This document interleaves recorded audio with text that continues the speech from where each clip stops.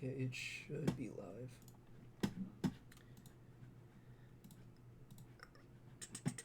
Let me just check. Twitch. Oh. Yeah, it looks like it's live. Okay. Yeah, okay. Hopefully everything is running nice and properly. I haven't done this in a very, very hot minute, but that's okay. Usually Dean's the one that does this, but we're chilling. So we have Riff Sharks, which is my team. This will be a totally unbiased cast versus Indeed. New York Nutbusters, my former team. So it's like two worlds colliding. I'm really A excited. little bit different of a team than when you last played on it. It's okay. We still got Mike repping the Nutbusters. Uh, he is playing tonight, which is very nice to see. Um, Unfortunately, New York Nutbusters are 0-2 at the moment, and Rift Sharks are 2-1. So the Nutbusters a little bit of a underdog going into this game, but I have faith. I have faith in them. I have heard, and I assume that it's going to be Adam and who else was in the? I think their bot lane is like they have like a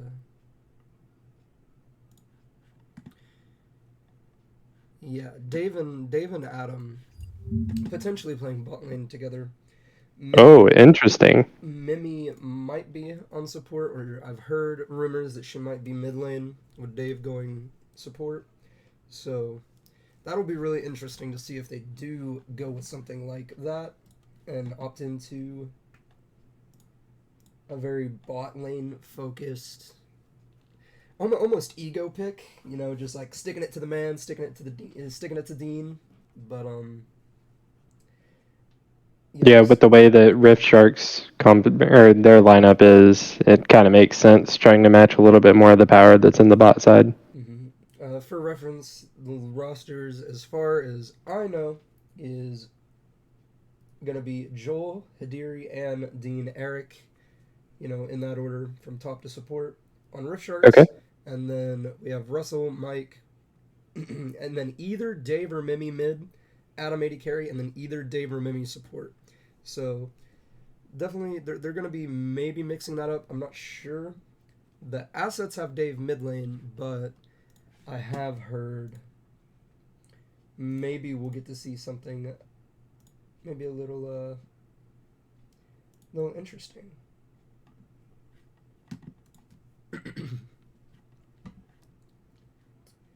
But yeah. For sure. So Hadiri being able to be slotted in the jungle, I think will be a strong neutralizer for Mike. Maybe might even find a bit of an upper hand on him. You know, Mike very strong, well proven player. Hadiri also very proven player. So the jungle matchup I think will be really interesting.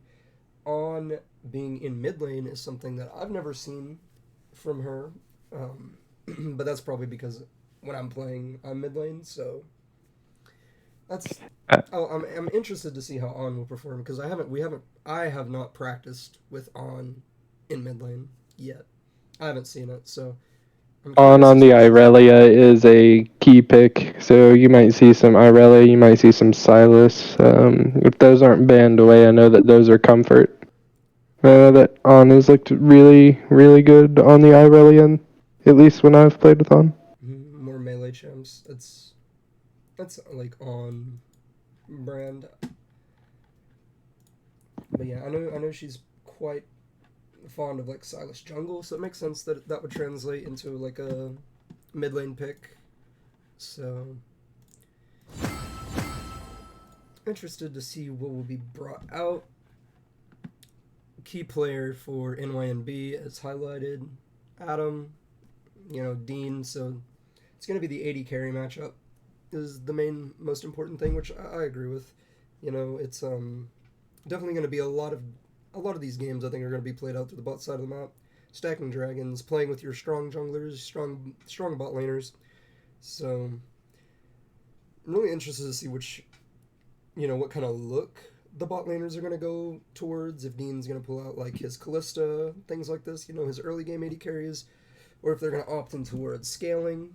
I know that Adam usually prefers scaling type carry champs, but I'm not. Yep, I'm as not we've seen the sure. Gwen in the past, Mm-hmm. top lane at least. But yeah, I like Rift Sharks whenever y'all are running more higher agency bot lanes. I definitely think that improves the games overall. Yeah, I'd agree. I'd like to see maybe Callista come out or something like that. I know he's not gonna pick Jin. I think it'd be really funny if he did pick Jin, but Yeah, I think he thinks the champ is quite bad, which I'm the inclined to kind of one agree with. the one Gen game that I saw at least looked pretty solid. So I I don't think the champ is good right now by any means, but Dean can pilot it well. Especially with his 11-3 over 5.0 KDA record that just showed there. Very proficient on the champ, but I don't expect it to come out. But who knows? Maybe he'll surprise us. For sure. What is your prediction going into this game or this series? So I think that it could probably be a 2-1 Rift Sharks angle. I do think I favor Rift Sharks slightly in this game, but with picks being shaken up, or like if we're rotating people around the map to gain advantages, I don't exactly know how all that's gonna play out. Yeah, I'm probably gonna go with the safe option also 2-1 Rift Sharks. Completely unbiased, by the way, but I think Rift Sharks have shown themselves, or at least proven themselves, that they have what it takes to win, and you know New York Nutbusters going into this match 0-2, they've still yet to prove themselves, but I think this game could be the one where they start to turn around for themselves. But I'm gonna say Rift Sharks 2-1, but I think New York Nutbusters can make an upset. For sure. So it looks like we have Russ, Mike, Dave, Adam, Mimi. Yeah, that's what they inputted to the thing. Draft should be starting any second now, but yeah. But we've definitely seen in the past that what is inputted in the assets is not always exactly what is going to be Right. played out. But this would make the most sense to me just because it would allow for them to have a better AD carry and mid, so they have like multiple carries. Not saying that Mimi's not a mid lane carry. I know she prefers things like the Lux, but The immediate Irelia ban, Gangplank also taken off the table. having none of that Anarelia. Wonder if a Silas ban will come through. Like you said, just trying to target Anne down, make her put something that is like super uncomfortable. Instead, just gonna take away the Poppy for Joel.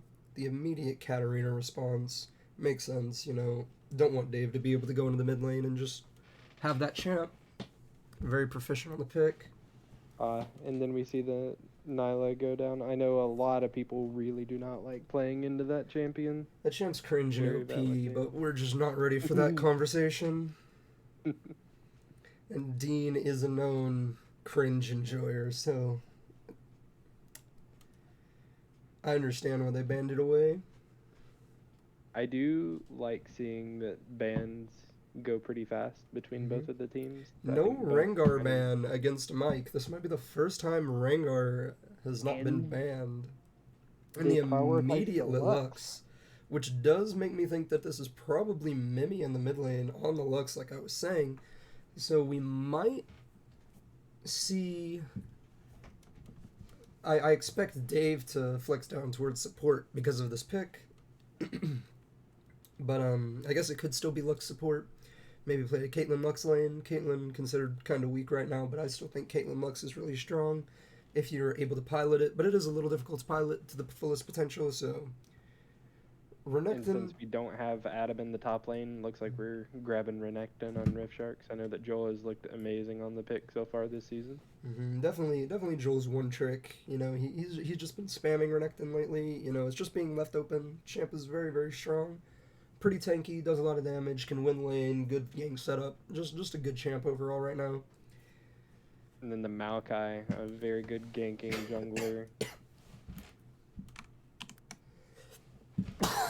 Typically pretty high in pick ban priority. It neutralizes a lot of your assassin junglers and makes them have one less target to kill. The Ornn being the reply, adding some beef to the side of Nutbusters. Yep, Ornn, pretty good answer into the Renekton, I think. Pretty hard to gank, can neutralize the Renekton. Even if he goes down a little bit of CS, he still scales infinitely better, giving items to his team. When you have players like Dave and Adam on your team, it's the Rengar really good. makes it through. And Rengar does get picked. Mike's one trick. The gaslight was completed. I convinced everybody on Rift Sharks not to ban the champ. Said he wouldn't pick it. He did pick it. Let's see if Mike can perform. It's been a while since we've seen Mike Rengar. It's been a long time. Permabanned. So, make it spicy. Make it spicy. Troll complete. Returning to HQ. Pickup. And then dude, Rift Sharks are draft. I think I saw this draft in LEC today. Actually, they just watched Fnatic versus Mad Lions. Dean watched me lose $25 betting on those matches, and he's just like, bro, I'm just gonna draft what they're drafting because they won. I'm just gonna pick a Fnatic comp, and they landed on this one. What's next? We're gonna see I don't even know. They're gonna play Rel and Azir or something. Yep, that is one of the comps. Rakan and Kaisa taken away in this second ban phase. Makes sense, Rakan high agency support. Just want to take that away. And Kaisa is definitely a Dean champ. I guess they assume that this Tristana is leaning towards mid lane, which, is her best role in my opinion, but Dean is a known Tristana enjoyer, so I assume it's going to go bot lane, but the flex is open. I'd agree. That's just one of the things that make Tristana so OP. She's OP in 3 roles. We're not ready for that debate, though, but she's just very strong in this patch. Agreed. We see the Taric ban come through, trying to block some more tankiness from getting onto the Nutbusters comp. Yeah, I just want to deny the more engagey, Enchanter type characters. Makes sense.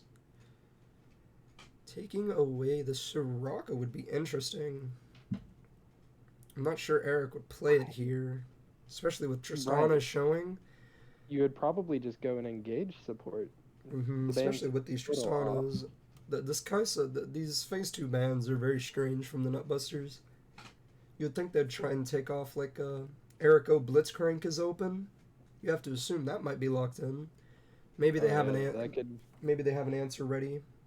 That could make bot lane miserable. Oh, and Swain is picked up. Most likely going mid, could go support. It's one of my favorite flex champions.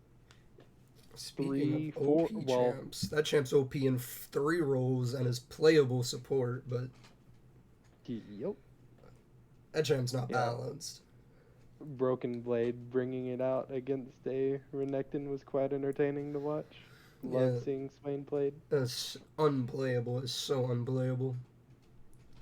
For Mad Lions. Lock in. This is a very Adam-esque champion, hyper carry. The Xayah was taken away. Don't want to kite towards something like the Aphelios or the Zeri. Jinx is pretty good right now, in my opinion. And the Milio to back it up, adding that extra range. So that means our mid-game team fights with rockets going are going to be pretty scary. This Milio makes me believe that it probably is Mimi that is piloting this Milio, just because I know she likes the Sorakas and Milios of the world. This does just look super, super Blitzcrank angle. I really hope Riffshark Oh, see it.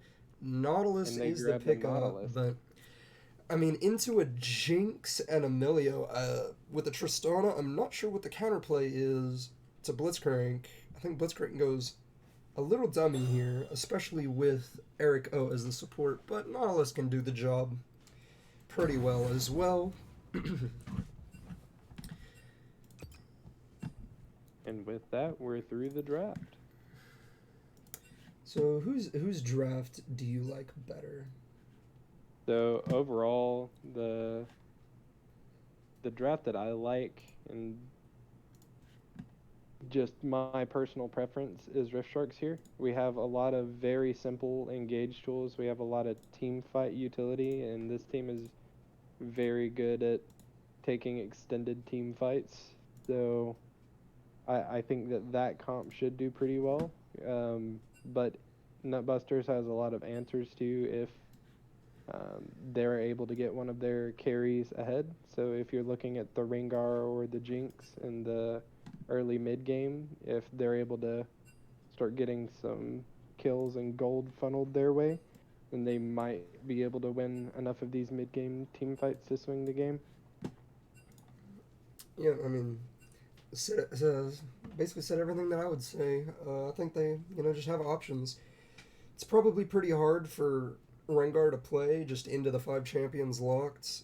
I mean, so I think it's going to be pretty difficult for Mike to find value. He's really going to have to step it up and show why this champ is permabanned against him if he wants to have a good game. I do assume that it should be Dave on the Lux mid. That's just my assumption by the fact that Milio is locked in, and you probably don't want Dave on a Milio-esque champion. Right.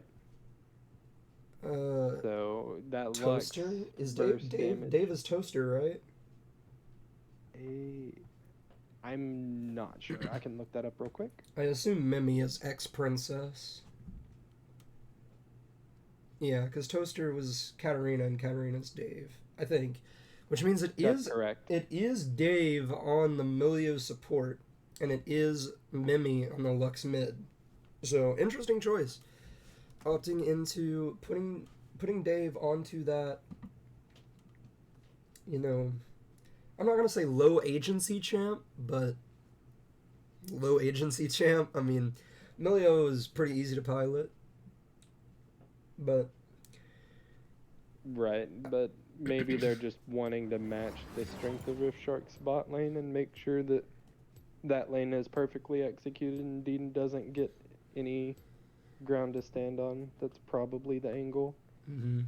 no. I am curious to see how the Lux Swain plays out. I know if Lux is able to get Lost Chapter, then she can become kind of a shove wave bot. So that might be something to look at and see how Lux and Swain interact in lane. Okay. But Lux is very, very slightly favored as an artillery, at least for like your vacuum chamber matchup. The Swain might struggle a little bit with the fact that Lux can cast her abilities from so far.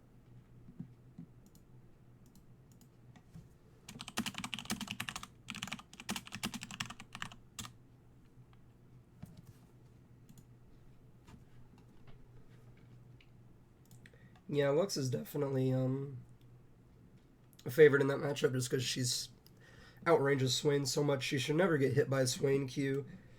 And Swain E, Swain E, the little hand thing, the pull. I mean, you can only get hit by that at max range when you're playing Lux, and if you're getting hit by that at max range, then you just don't have hands.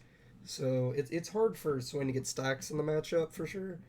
He definitely prefers to fight into the melee-esque champions, but if the Lux does misplay the lane and plays at like that perfect range where like Lux kind of wants to stand, but it's like perfectly at max range Swain E distance, and Swain can hit a lot of nice E's, pulls into W so he can get 2 stacks, If he can hit a lot of those, the lane is playable, but overall it's definitely Lux favor in ISO 1v1.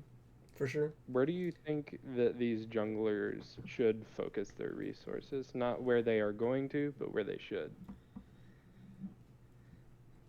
I mean, Rengar definitely just wants to counter gank the Maokai and farm, kind of play like a Graves if I had to assume in this lobby, just because of the fact that, I mean, Rengar wants to hit 6 and wants to get items because Champ is really strong with items, but Maokai wants to gank early.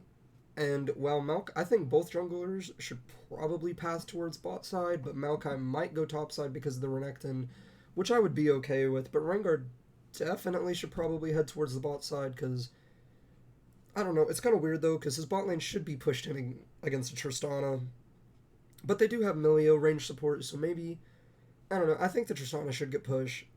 So it's just a little awkward because I'm not sure. I can see Maokai pathing either way, but I think Rengar should probably go.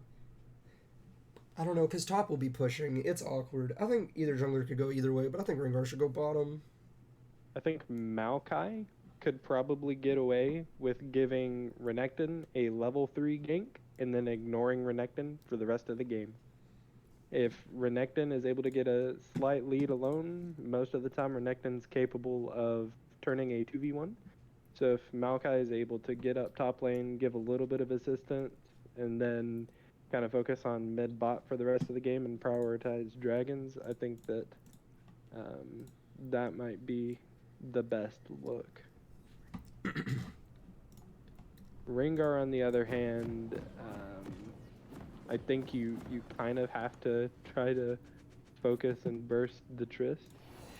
It might be your best hope at an answer. Yeah, that makes sense. Let me just fix this mini map. There we go. Welcome to Summoner's Rift. And me trying my hardest to remember what I'm supposed to do here. Wait, hold on. What I'm supposed to do? Turn that off. Turn that off. There we go.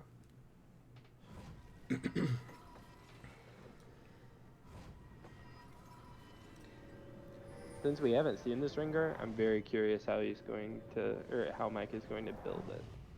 I'm getting a spectator bug? Or is it a pause? I don't know, the spectator client, Riot client, you know, it's been pretty bad recently. There's always new spectator bugs, but... There we go. Okay, we're back. In it. Minions have spawned. You know, Rengar is pathing towards his blue buff, looking like he wants to path towards the bot side. Maokai, you know, like you said, pathing or starting on a blue buff also.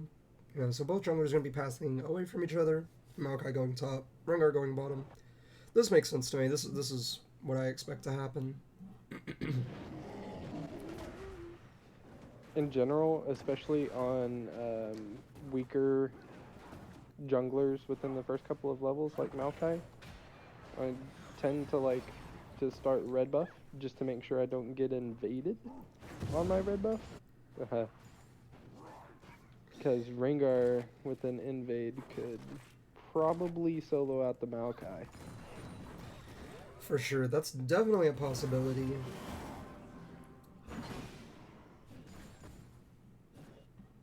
Have to see what Mike opts into going for.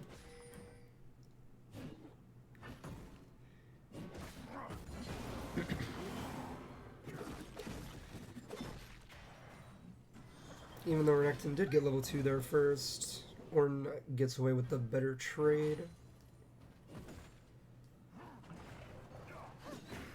Top getting the shove, goes and drops the ward. Bot lane pushing in, so yeah, you called that pretty well. Both bot and top are shoving for the Rift Shark. And with Rengar opting into going Raptors here, spotted out by the ward by the Swain. Swain got that ward down right here. I'll show it off real quick. This ward right here. Got it down while he was pushing. Very nice. So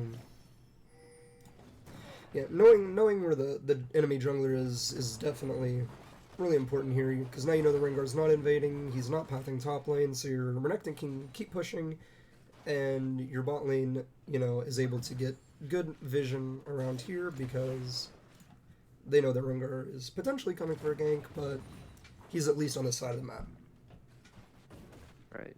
Should be just a straight full clear into scuttles for both junglers. Doesn't look like there's any Oh, GP. heavy trading though on the top side. Chunks Renekton out low. Hook, Ooh, that unfortunately, hook. goes a little wide, but Rengar does show on this ward. So he's just going to opt into going for the Scuttle Crab, while Maokai does the same on top side.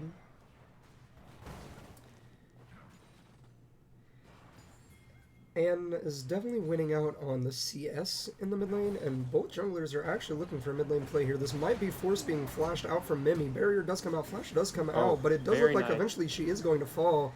Hidiri trades 1-for-1 under the tower, unfortunately, and Rengar is looking to be able to pick up the kill, but at least force a flash, and that is going to be flash for flash. 1-for-1, with First Blood going onto the side of the Rift Sharks. Have to be feeling pretty fine about that. For sure. Especially with Rengar getting 0 KP. That Lux binding was very nice, able to grab one just in time, make sure that it was. Oh, Hook comes out onto the Jinx. She has no mana. Flash is forced out, but getting CC'd up here by Dean. Heal is dropped, has to W out. Ignite is ticking, Flashes comes out, does live on 1 HP. This lethal tempo is fully stacked, but Hidiri is here to secure the kill onto the Maokai. Definitely the best person that could have got it there in that situation, with Tristana being out of the fight. And this early game is going very well for the side of the Rift Sharks. Getting some good early action out of both teams. Rengar looking for a lane gank bot here, possibly trying to. With this Tristana being low, maybe it might have unfortunately autoed a minion there, but does pick up the Nautilus. Very well played by the side of Mike. Just trying to deny recalls on the top side, but I'm curious what the prio on this first dragon is going to be. It is a mountain drag, so... Oh, Flash comes out from Joel, does manage to not get his W out in time. Nice buffer by Russell to make sure that he goes unstoppable. This Swain still commanding the mid lane pretty well. Orin going to base and TP back to lane, surely. Good crash by the Renekton.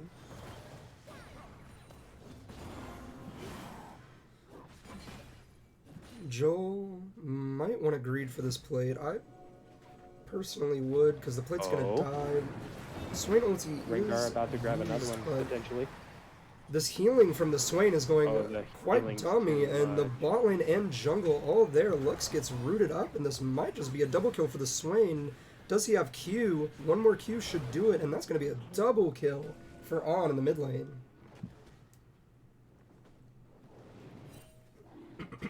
Unfortunate there, the Swain just got to press the R key and sustained so much.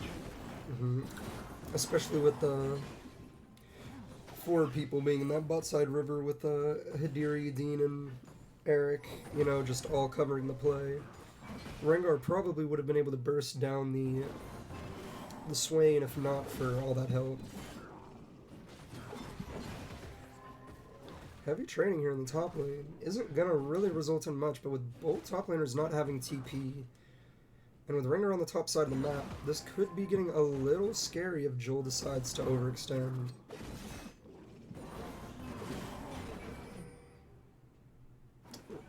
Ulti not available for this Renekton quite yet, but it's going to be up quite soon. And... okay. Hopefully Riot will... gonna invade the top side of the Maokai. You know Maokai's in base. They your bot lane was bullying him off and he was low, so definitely a good time to invade. Rengar might look top here onto the Renekton. The Ornn does have ultimate. Oh, he just... Well, but he might be spotted opts out by the into farming. Maokai. Yeah, gets spotted out by the Maokai, so Renekton should be aware of this. There might be a collapse attempt onto the Rengar. Oh, does manage to get the stun off. Is cleansed, but with this fight in the mid lane happening, and one more root should be this Lux dead. Jinx Rocket goes wide, and the root does hit, which is going to be 4-0 for on the Swain. Gonna be a very early row for that Swain. It could go very unfortunate.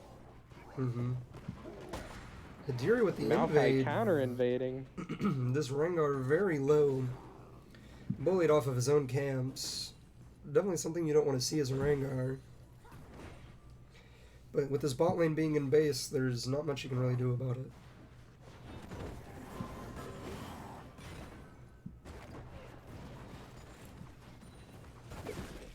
This is definitely the issue when you draft a more invade-centric jungler like the Rengar. If you draft 3 lanes that just get pushed in, it's really hard for you to invade, and can actually open you up to getting counter-invaded, like we're seeing right here, which is, you know, really well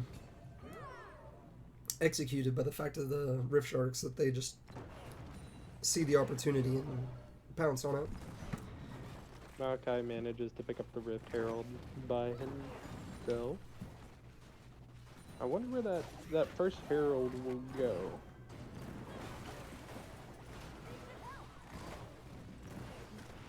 Heavy trading in the bot lane. Rengar slides in to the lane. Oh, Hook does come out on the Jinx. She is tanking tower. Has to pop Ghost. Heal is popped and returned by Dean. Trying to get this explosive satchel. Yep. But Mike is waiting in the wings here for the counter gank. But it's looking like Dean is just going to take the reset. It almost seemed like Dean knew that he was there.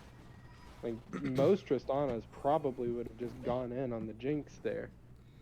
Yeah, I'm not sure if they had that worded or if they just tracked the jungle well and knew that was a potential. Oh, that looks like a timer, dive but onto the Nautilus. yeah, Slightly misexecuted. Oh, this could go badly. Emilio tanks Emilio tower, takes- but it looks like he will survive with the use of his heal. So well played by the Nutbusters, getting something back with that dive. Oh, Flash comes out, but that's not going to be enough. Oh, but Jinx does unfortunately take a tower shot, but if Dean walks up too far, then the Rengar could just be here to kill. And he gets a double kill with a bomb and manages to jump out. Oh Dean, my what was goodness. that? That is a tilter right there. That's unfortunate. The Milio died to the Tristana E passive. I don't think I've ever seen somebody die to the, like, AoE last hit death. That's crazy. And because somebody, you know, Tristana got a kill, a reset her jump to allow her to get away from the Rengar. That's absurd. Oh. A lot of things going the way of the Rift Sharks this game. Definitely, for sure. They've accumulated a 3.5k gold lead for themselves at this point, but you know, the Swain is getting quite low, so if Lux could find a root onto him, could definitely find lethal, but looking like she's just gonna have to collect the wave under tower, and with the Nautilus in the vicinity, can't step up to stop base and look for the kill.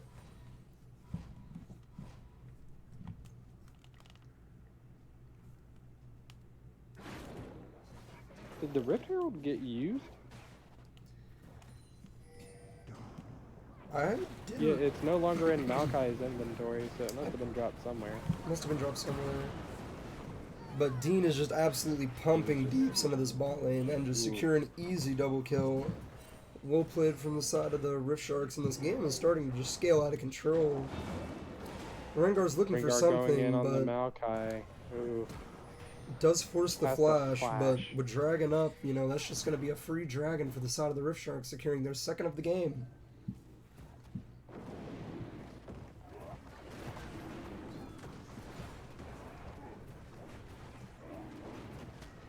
Unfortunately, this might be looking like a go next angle. Yeah, this definitely going pretty poorly. I'm not sure that I like putting Dave's support on a champion like Milio. Like, I understand they want to have a lot of strong laning prowess in the bot lane with what I would say is their two best players, but I think spreading out a little bit of the resources, maybe, you know, getting Dave a good matchup mid, you know, trying to get him fed, maybe in the mid lane with Mimi just playing something like the Milio or something like the Soraka that she enjoys playing, could have a lot of value, and I think This Jinx might get gone on here. Nautilus could. Oh, Hook reaches around the minion onto the Jinx. Chompers are going to go wide, and with the Nautilus ulti dropped, it's just going to be another kill, but he does actually die to the Jinx, giving a 400 gold bounty. Notch Dean, you know, holding heal. You know, maybe... Oh, Maokai going in onto the last here. Boy, Dean walked into a trap to die, by the way. He actually just, like, literally killed himself on the trap. You gotta donate some, I guess. You know, Swain Arnold ulti is popped, but nothing really going to come of it. Kadiri might be going a little too wide. Nice time Bramble Smash to deny the Rengar jump. I think that was a little bit on accident, but worked out quite well.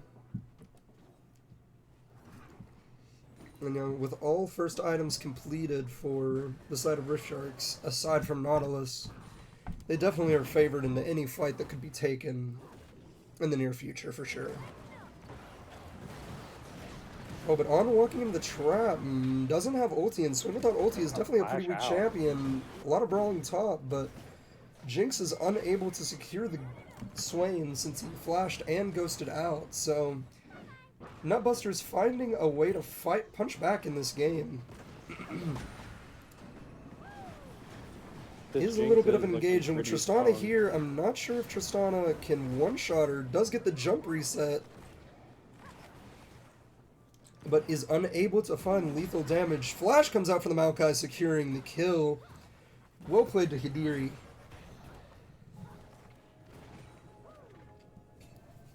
And with that, that's going to be a mid-tower 1 for the side of the Nutbusters. And with second Herald up, should definitely just be the second Herald towards them as well. Yeah, getting a lot of gold funneled into this Tristana. I think it's going to be very, very potent.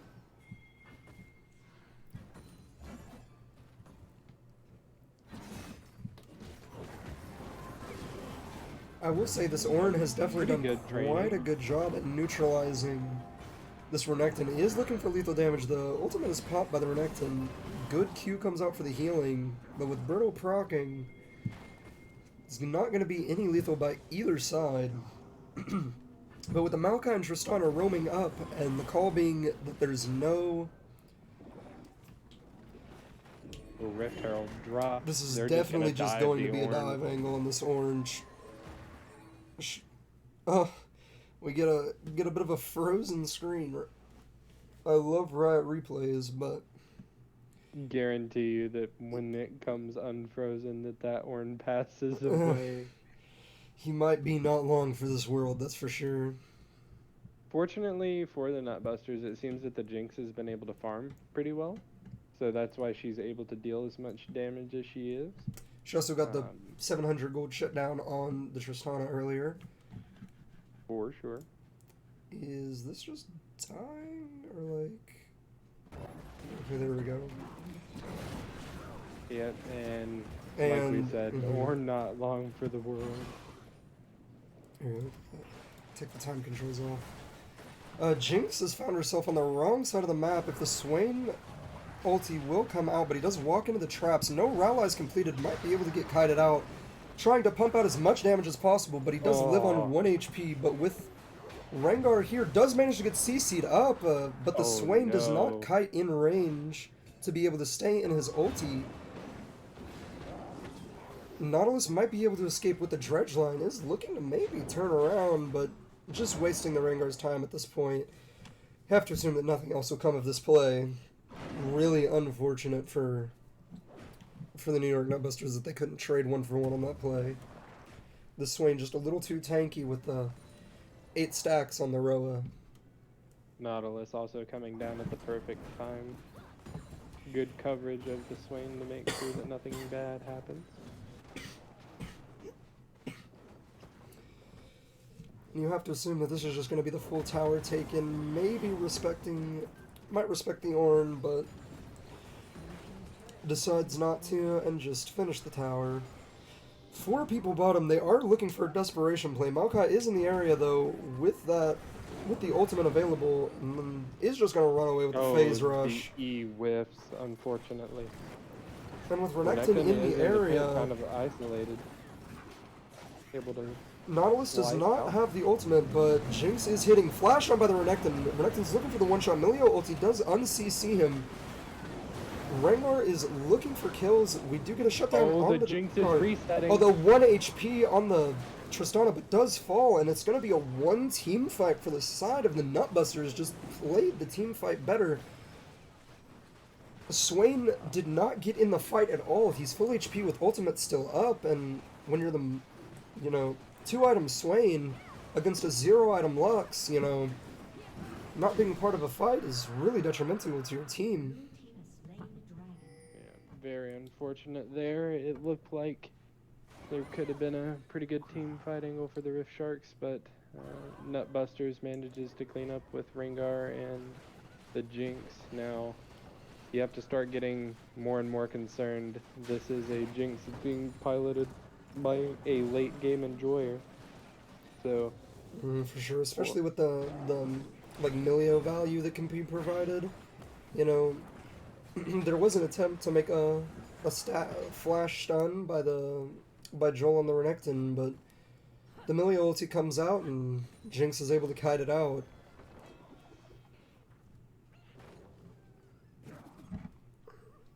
There is still a 5k gold lead on the side of the Rift Sharks, and they only lost 1 tower and 1 Cloud Drake, but with kills going over to the Jinx, she is able to complete her 2-item core, is now up items, roughly even items with the previously fed Tristana, so this Jinx is definitely the person to watch in team fights.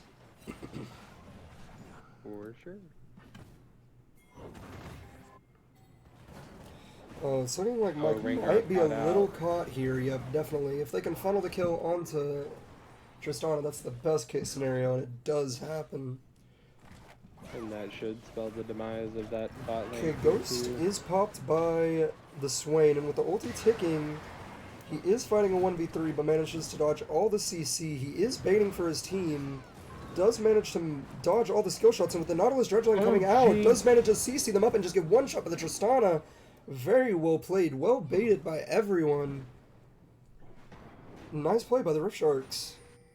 Capitalizing on Jinx maybe overcommitting for the Swain. That's just another kill onto that Tristana.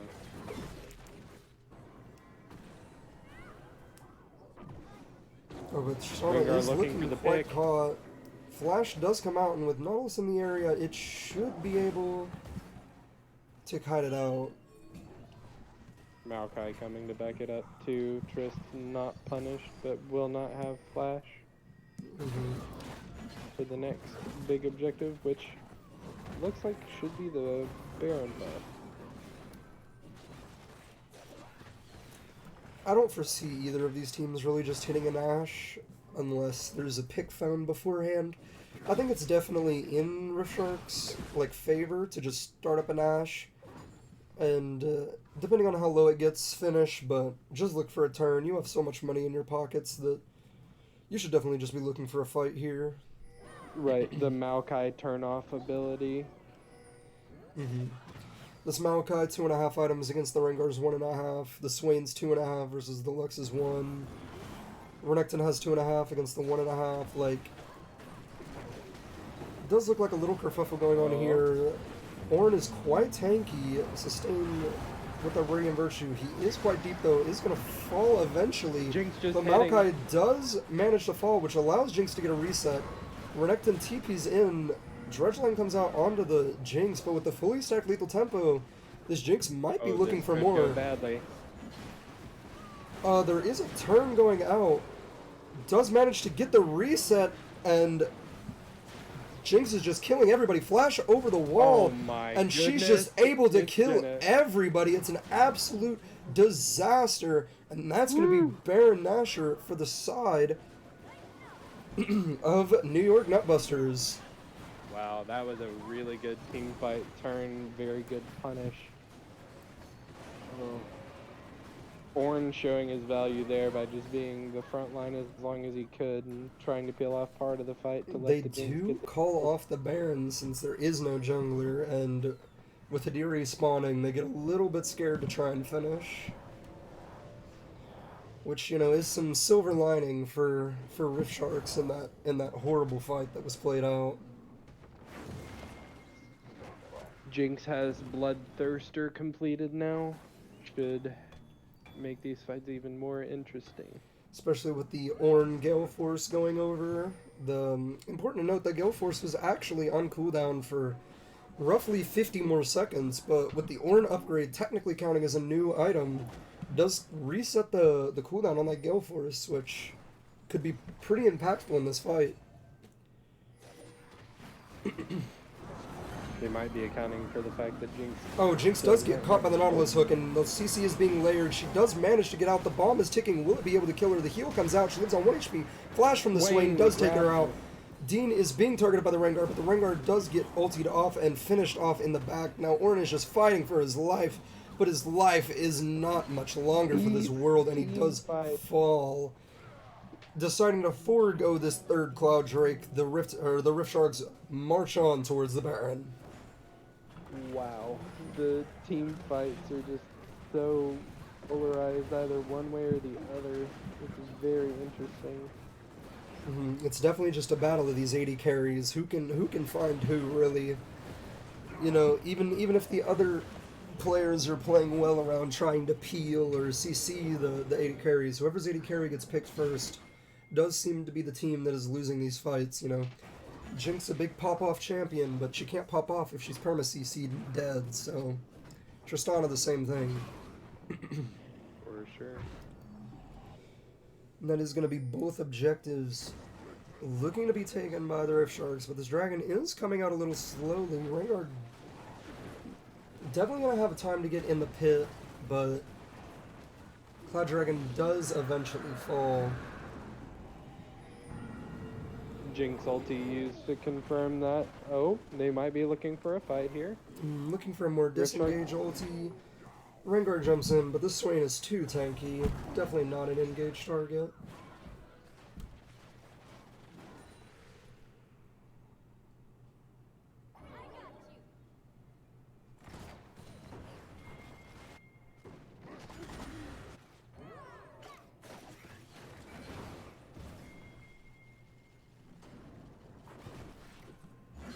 On actually picking up a Bramble Vest. Very interesting.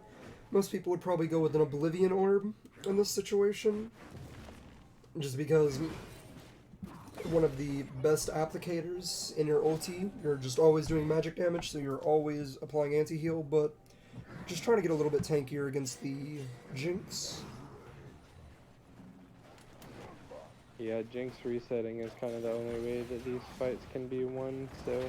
Oh, does get caught by the root. You have to assume this is just going to be an oh, all-in, and that is going to be the Jinx falling, and that should just be the game for the side of the Rift Sharks with this Baron buff. You know, just burn through this tower and focus on killing the Ornn, and once the Ornn falls, there really is no defense left with, you know, Rengar and Lux not going to be able to defend in this Baron wave, and that's going to be game one onto the side of the Rift Sharks.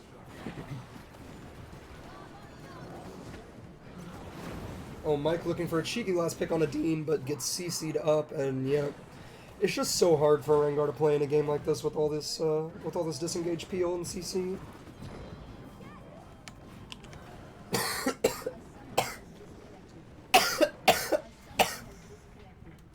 I'm recalled to try to grab the Zeals, but unfortunately could not in time. The Zeal meta was we're lacking. We're lacking on the Zeal meta.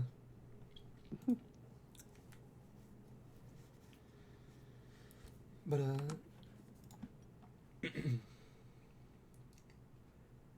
So that game just kind of snowballed out of control. You saw signs of life on the side of the Nutbusters in mid-game and some team fights, but quite unfortunate that the early game seemed to kind of start a gigantic snowball called Tristana. yeah, there were definitely signs of life in that game. You know, it gives me faith that that the Nutbusters can, you know, punch back and find a way into game two. Maybe fix a couple things in draft. Maybe, you know, put Dave mid, put Mimi back support. You know, like the assets assume that they would be, you know, maybe have a multi-threat team comp because, you know, On had a really, really good game on the Swain, you know, winning a matchup that you weren't necessarily supposed to win, you know. Kind of played out how I said, where, you know, the Lux is playing in that, like, perfect range where Lux kind of wants to play, but it's the perfect range to get rooted by Swainies, and Swain, you know, accumulating a very big CS difference and CS lead, and getting lots of stacks, getting just really ahead early. Lots of really well, you know, positioned fights on the side of the Rift Sharks. So I'd like to see maybe a swap of support and mid lane next game, but we'll just have to see what New York Nutbusters opt into going for.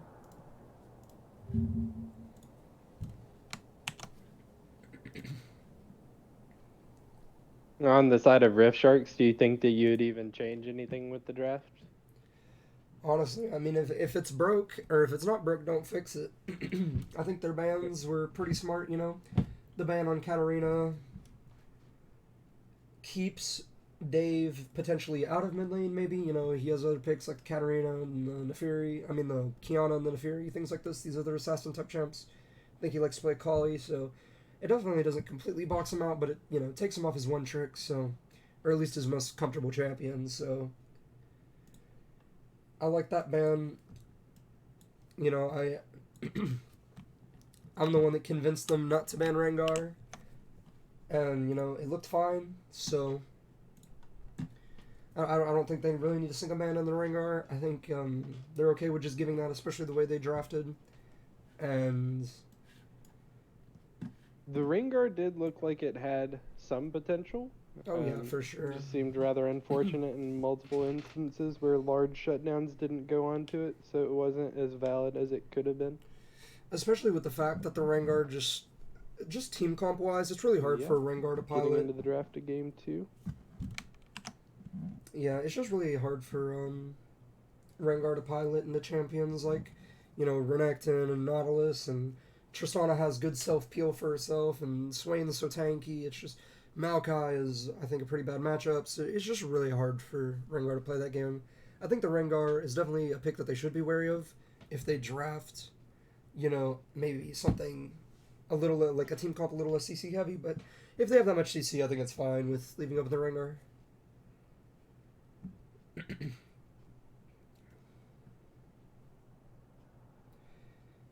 But yeah, we should just be getting into this game 2 draft pretty soon. The time was set for 9:55, so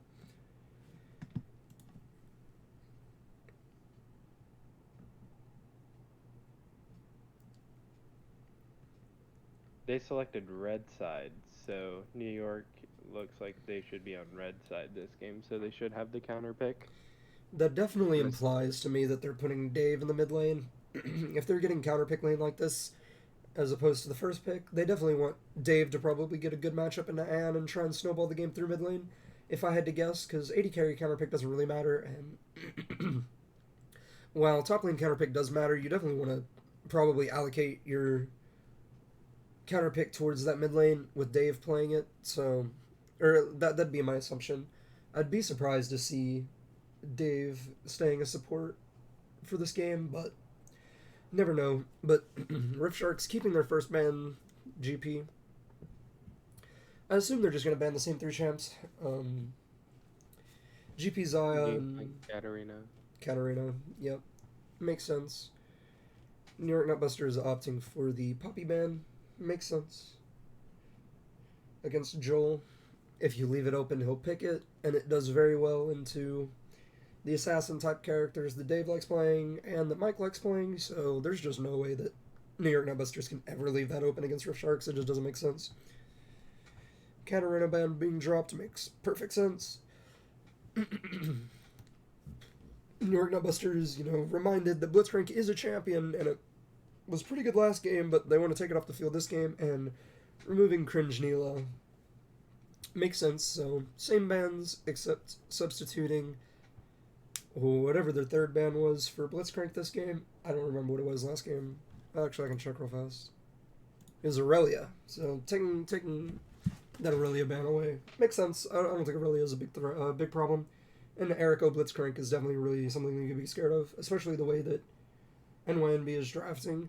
And they decide to just blind B1 Thresh. I think this is a clear sign that Dave is playing support.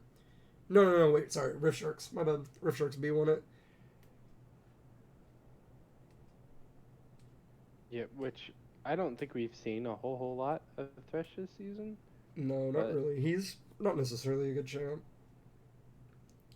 They must have something specific in mind if they're drafting it. And they just slam Brand. Oh my.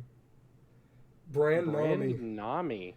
I think that's 80 carry Brand. Also, for everybody confused on the stream layout, swap the teams. Rift Sharks is on red, Nerd Nutbusters on blue. I'm a scrub and forgot to regenerate assets because I forgot that that's something that you have to do. So, Rift Sharks is on red. I'll try and fix it, but draft will probably be done by the time I fix it.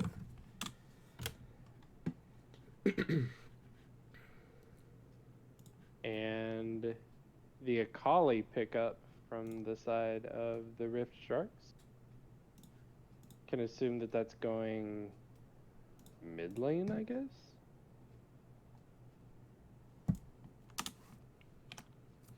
Akali shown to be a pretty potent pick by the by MVP.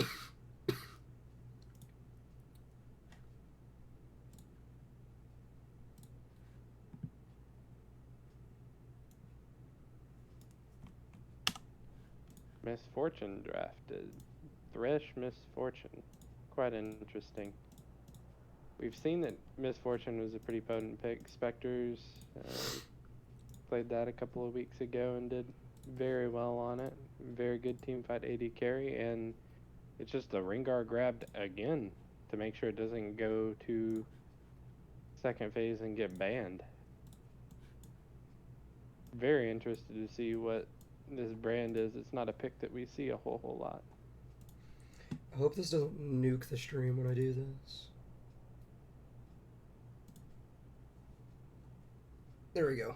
Assets are fixed on stream. I'm a very good streamer, man. You've got it. So yeah, The Maokai banned away, trying to take away that tanky jungle answer to the Rengar. Wait. Wait, is Drago playing? Or is Ann playing? I don't know. I don't know if Drago or Ann is playing. I have no idea. I think it should be Ann. Yeah, it's Ann. Okay, I'm still a scrub. Drago is Ann, just like last game. Gotcha.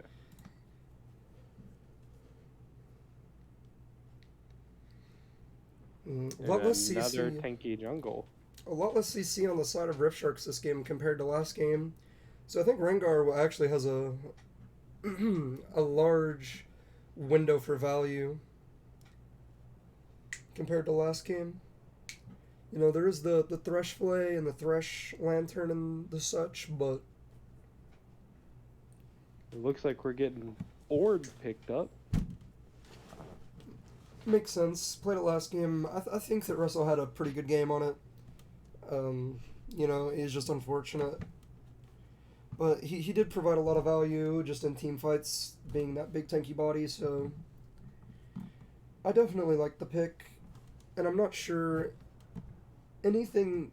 The counter picks for Ornn, or like the things that Ornn doesn't like playing against are more like duelist champs, like the Fiora, like the Gwen. But these champs don't really have any CC, which can definitely. Yeah, there's the Oh, and Fiora they locked just in. throw the gauntlet down. They're gonna I'm not try sure I to like punish that that. orange We snake. definitely Joel definitely needs to get really ahead because if this Fiora doesn't work, then there's just no CC on the side of Rift Sharks this game. Like no reliable CC. Like there's Thresh Play and Thresh Hook, but I wouldn't consider Thresh Hook reliable, and Shyvana does not help that problem. I actually think the Rengar might just run a train on this game. Not sure what Rift Sharks are necessarily doing. I think they might be a little too nearsighted on this draft. This might be the game to ruin draft strategy. This might be the game 2 Rift Shark draft. They really don't care that I'm sickly Samira. I'm sickly and dying, and they really want me to cast 3 games. Thanks, Dean. You're a great team leader. Smile. I love you. But I guess it's gonna be brand mid. That's a me pick. That's something I would lock in. Very interested to see how this Nutbusters draft plays out. I think that the brand pick should be interesting, and then not having CC for the Rengar. Yeah, I think, last game was definitely pretty hard for Mike to play out, and I still think he played it pretty well in the ways that he could have. Just a lot of unlucky roams and such by Erico, but this game I think he's definitely has a way higher chance to just maybe get fed a little bit earlier and just absolutely run through this team.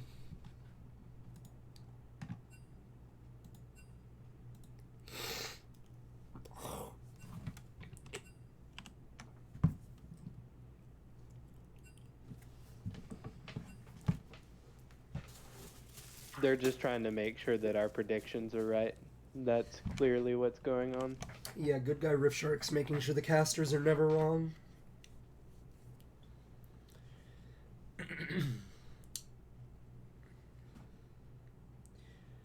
But it does look like that Adam is being put the lineup is currently Adam in the top lane with Russell in mid lane on the brand and Mimi in the support position.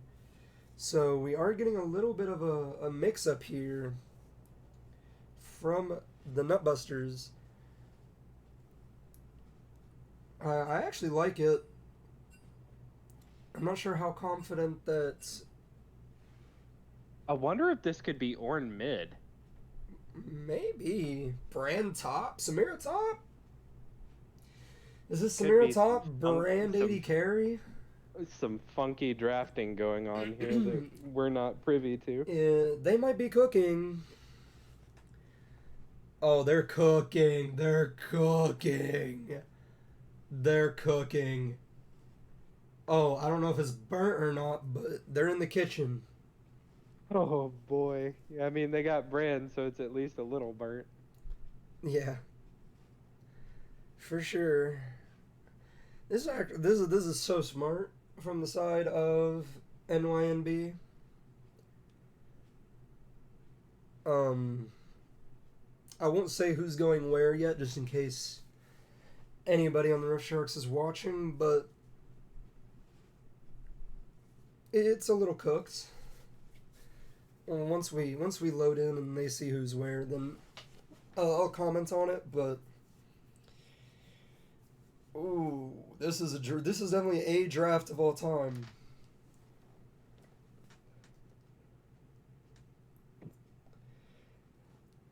This might be the most innovative and smartest draft I think I've ever seen.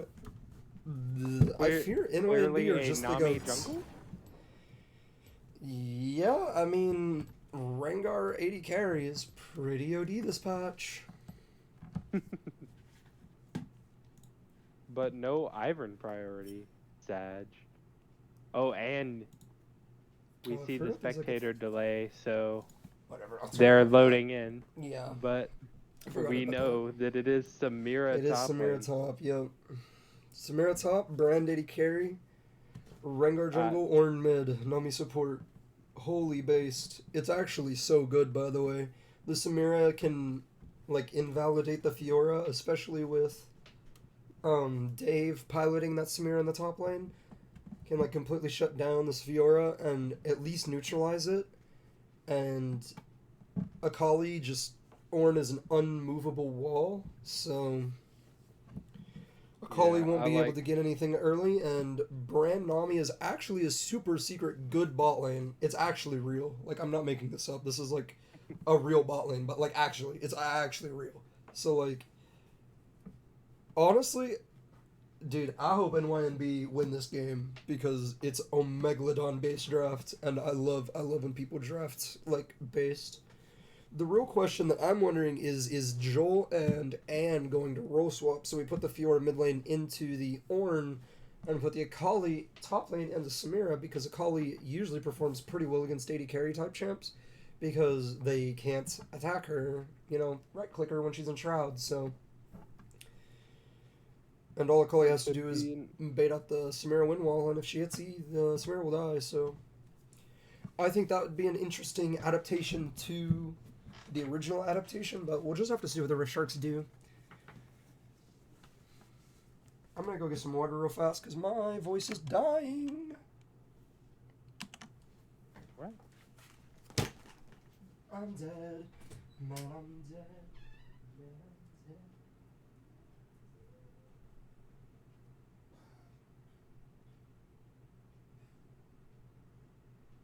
Didn't quite get to see the runes. Could be pretty interesting. There's not a whole lot of AP on the side of Rift Sharks, so it could be interesting to see a Lizard Wizard. We saw that piloted by Sarverus earlier in the season, and it seemed to do pretty well.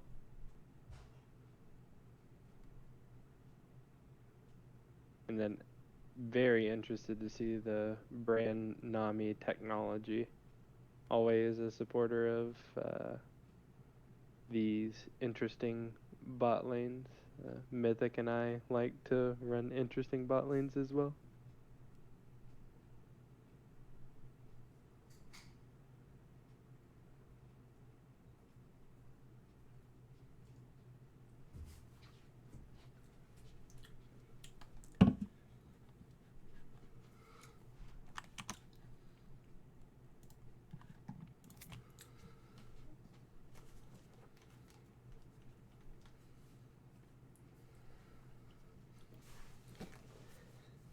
And here we are, loading in. Ignite taken on the side of the Samira. Should be interesting to see if she's able to first blood.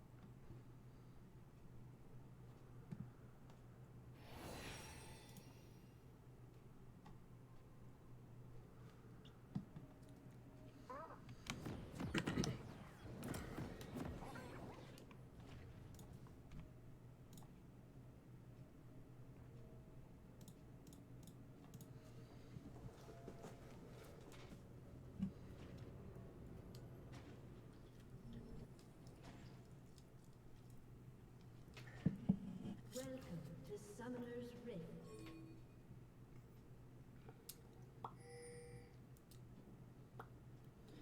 So it is First Strike Misfortune, which means it's probably going to be Lethality. Misfortune did not buy items. Oh, we are seeing some early game action. This is Rengar probably going going on to the be Shyvana. Flash forced out, maybe good patience holding up the Flash, so nothing really happens, but a ward does go down onto the blue buff of the Rift Sharks. I don't know if Misfortune noticed that she doesn't have items right now. That could be an interesting way to Start out this the game laning too. phase. Oh, he's recalling now. He realizes. Oh, Dean is is tactically inting. Like, actually, we need to file an integrity report on this guy. Everybody using their beautiful chromas that they were able to pick up from the Essence Emporium. You gotta love it. Pretty interested to see this Akali pick play out. You don't see too much of her anymore. They kind of gutted that champion. No, she's good. She's good now. They buffed her. They reduced her Q energy cost by 20 level 1, which is actually a big deal for her farming and her trading.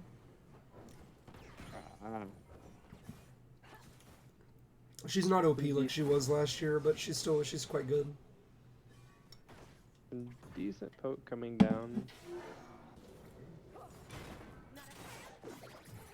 from the Akali. Heavy trading coming out, but with no ignite, the Ornn will be okay.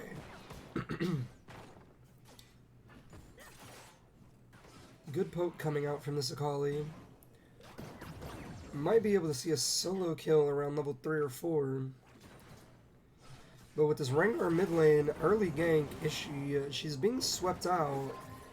Does manage to potentially getting away. Ignite is dropped, Flash is dropped. Action on both top and mid, with the Nutbusters winning out on both sides. Flash being used by the Fiora. And Rengar did flash as well, so a little bit of a loss for Mike. He did not manage to get the flash from the Akali in exchange for slowing down his clear, so Shyvana is going to be a little bit ahead of experience for now.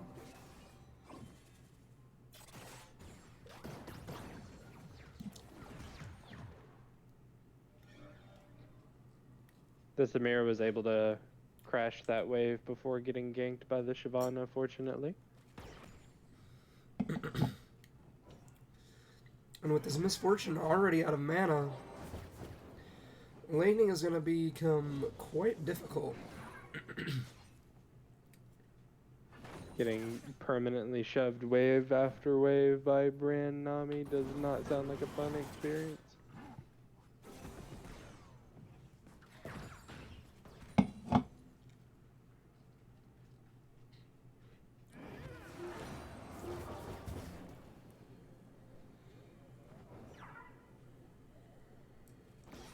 And Rengar is here for a lane gank. The Nutbusters do have a ward in their closest bush, but they don't know he's here yet. If he does manage to weasel his way, he does walk in that bush, and they now know he's there. Big fight going on the top side, but Samira trading heavily into the wave.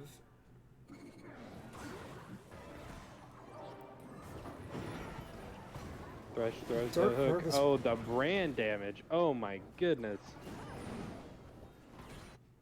Both teams just going to walk this out. Shyvana's not 6, isn't really a threat yet. And with Misfortune having no mana, not much she can do other than sit and auto. And since she's first strike and not PTA, not really geared for these early game fights.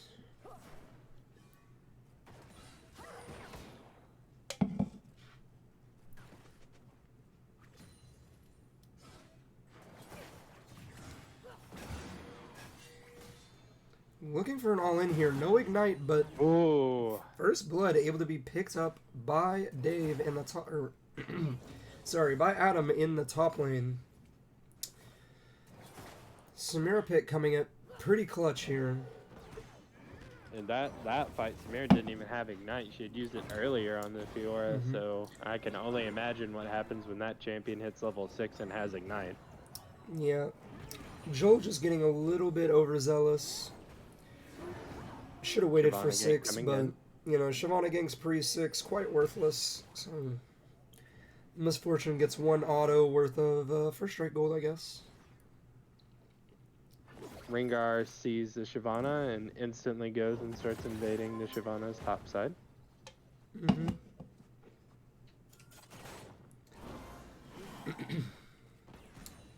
not sure what dragon it is right now. I think there's supposed to be something turned on.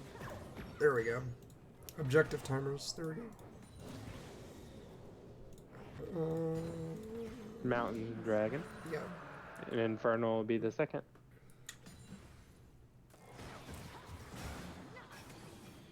If you're looking for a little bit of a trade here, does come out on top. But the Samira does still have Ignite. Very important to remember. I wonder if we'll see a look from the Rengar here.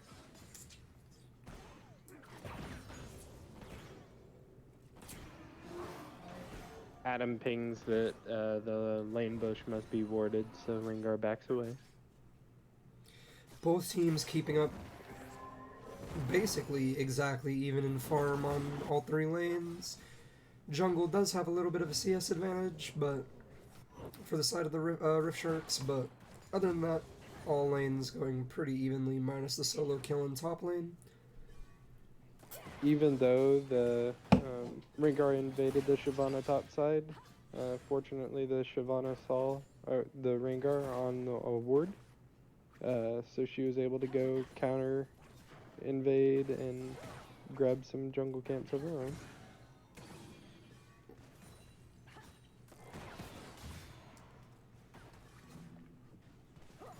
And even though the Samira was able to secure that solo kill, level 5, I still think that this lane is definitely Fiora favored if Joel manages to play it correctly. Just on the fact that, I mean, who's a better duelist than the Grand Duelist herself, you know? Very, very strong in that isolated 1v1. And while Samira does have outplay potential with all her dashes and flash and ignite and such, that Fiora ulti can go quite dummy. Flash is burned by Dean. Nice step up from Dave, forcing that out.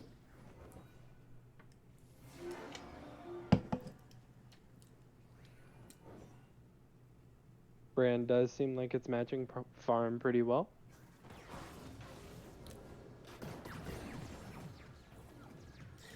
For sure, and this wave's in a really bad spot for the Rift Sharks, but they don't know where Rengar is, and he is coming to the bottom side. Hook does land, and with ultis available onto the Misfortune,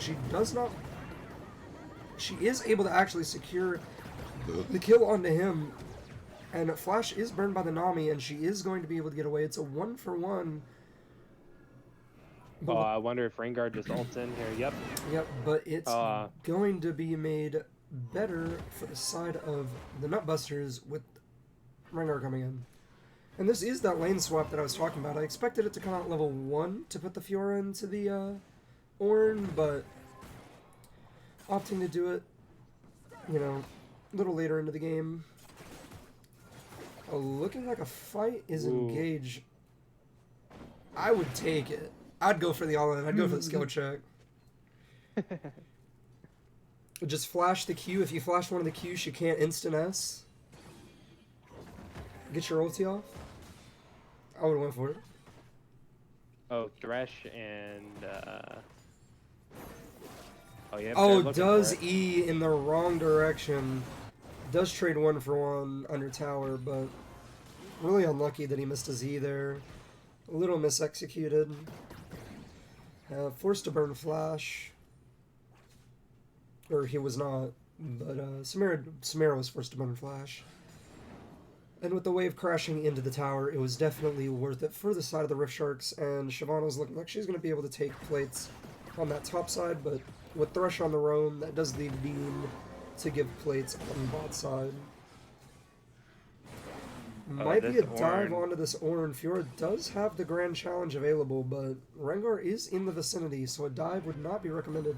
Shyvana does start up the Herald, and Rengar is going to spot him out. Fiora should have first move here, but she's not moved yet. Is walking now, but it's looking like Shyvana is just able to win the 1v1. Dive onto Dean, which is going to be successful. Trade 1-for-1, and it's going to be a 1-for-2. Well played to the side of Rift Sharks, and they managed to pick up the kill on the Rengar as well. Looking for more on, might get a little overzealous here on the wrong side of the Blast Cone. Doesn't have ulti and gets picked off by the Samira. So much scrapping going on right now.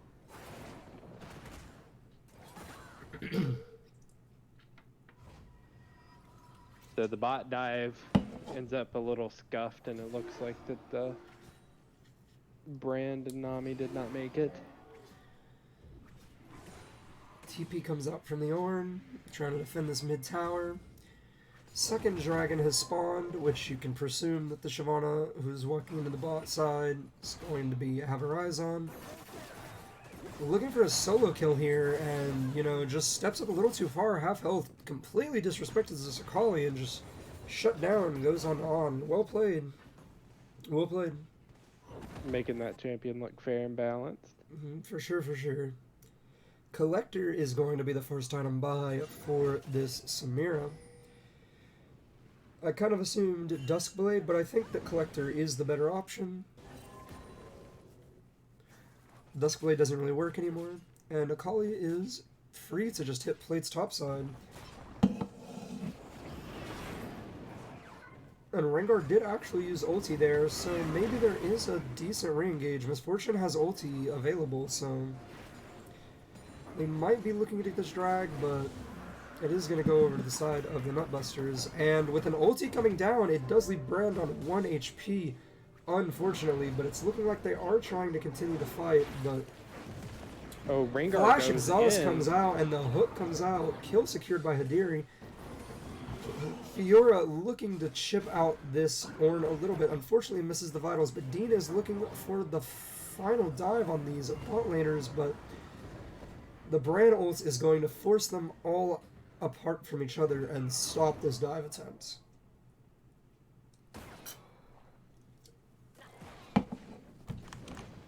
Oh shit. Shyvana died apparently. My bad guys, I shift tabbed. That one's on me.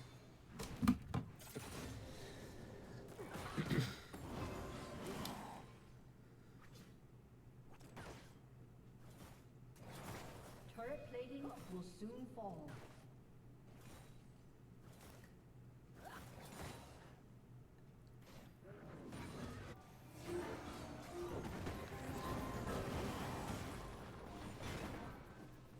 Gold still relatively even between these two teams.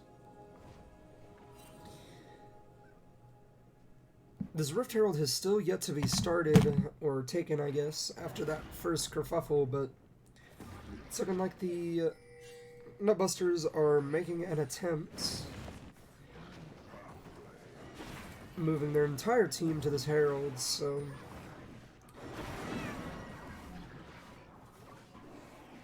I'm not really sure how much I like that, especially since plates have just fallen, so you're not even going to secure any plates from this. And bot lane is allowed to just get this tower bot lane pretty low. They might even be able to take it before anybody is able to contest, but with the cannon wave coming and bot lane back on the move, not looking likely.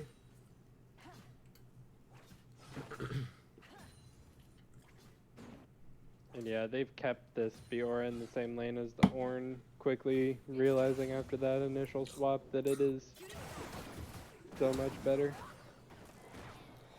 Should be an all-in attempt. Akali does have R. I'm surprised that she doesn't opt for it. She does opt for it in the end. And RQ will finish the job. Well played to the Akali. This is what I was talking about. You know, 80 carries into Akali have a hard time playing the game. And Rengar is on the run, does get slowed, and with the movement speed from the Scuttle Crab, it does look like he's going to be able to get out, but he opts to go back in. Not sure about that. That's going to be another kill onto the Shyvana. A 1-3 Rengar is not what you want to see. Yeah, 1 and 3, only able to afford an Umbral Glaive. That's unfortunate. Yeah, really unlucky.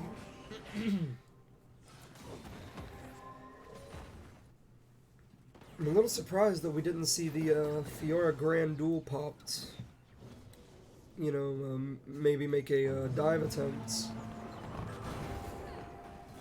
It looks like Samir wants to go on this Fiora. Unfortunately, the Ornn ult misses. Color of the Force God did go a little wide, unfortunately, so Fiora is able to get to safety, and even if that were not to go wide, she would have been able to just parry it out, so Oh, Oh my Ignite. goodness. No Ignite available, and the orange is just getting dove on the top side. Oh, autos the tower on accident. Forced to ulti out. A little scuffed on that top play, but does work out, and all this chain CC onto this Misfortune is going to die to the Leandries. Well played by the bot lane, trying to keep them in this game. You know, this Brand Nami combo, it's real. It's real. Like, it's not popular, but it's real. Quite unfortunate for that Samira that she wasn't able to pick up the kill there, but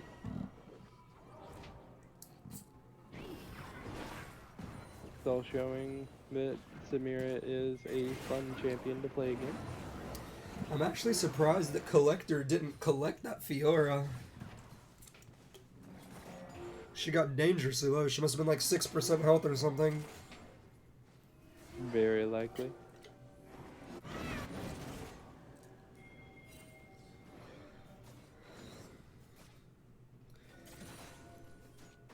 I have a strong feeling this next dragon is the winner of this fight. If there is a fight, which I assume there to be, has good ramifications for who's going to win this game. And with the side of NYNB having no ultis up, I'm not really sure how they expect to be able to fight this. I guess the Ornhorn did just come up. Rengar is dangerously low, but the healing is quite insane.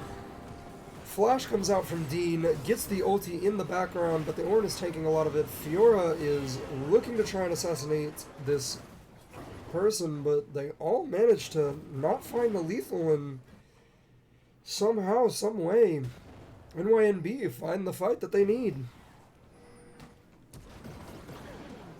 Oh, nice flash. Oh, and Brand catches out the Misfortune.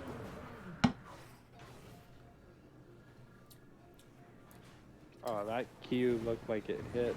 Quite unfortunate there. Completely evening up this gold, but Mike does get a little greedy. Is looking like he's going to have to burn flash, but gets flayed back and unfortunately falls. But they do get a mid-tier 1 out of it. Quite nice.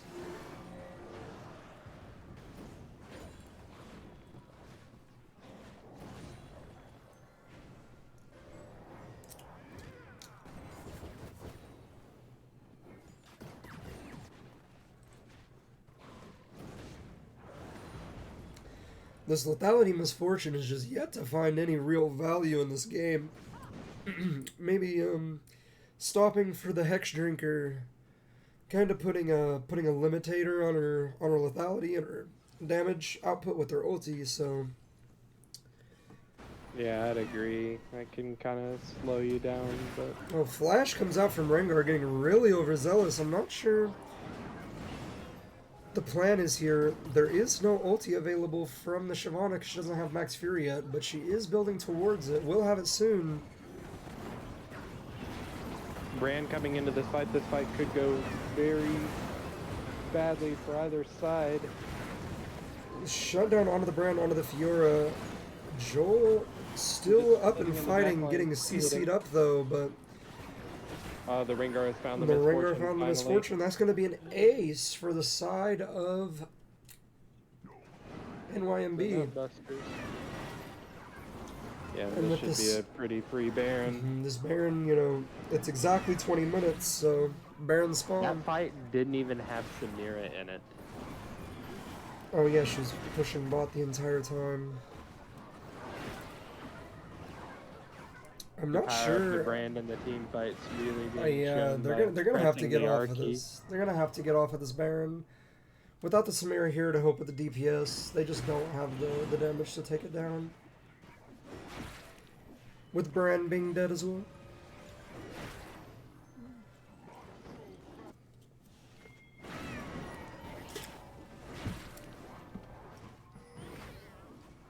That is one good observation about this draft, is that without Brand there to DPS on any neutral objectives, they do go a little bit slower than they would otherwise. Dean just getting caught on with mid-wave does manage to take the Thresh Lantern out, barely escaping death.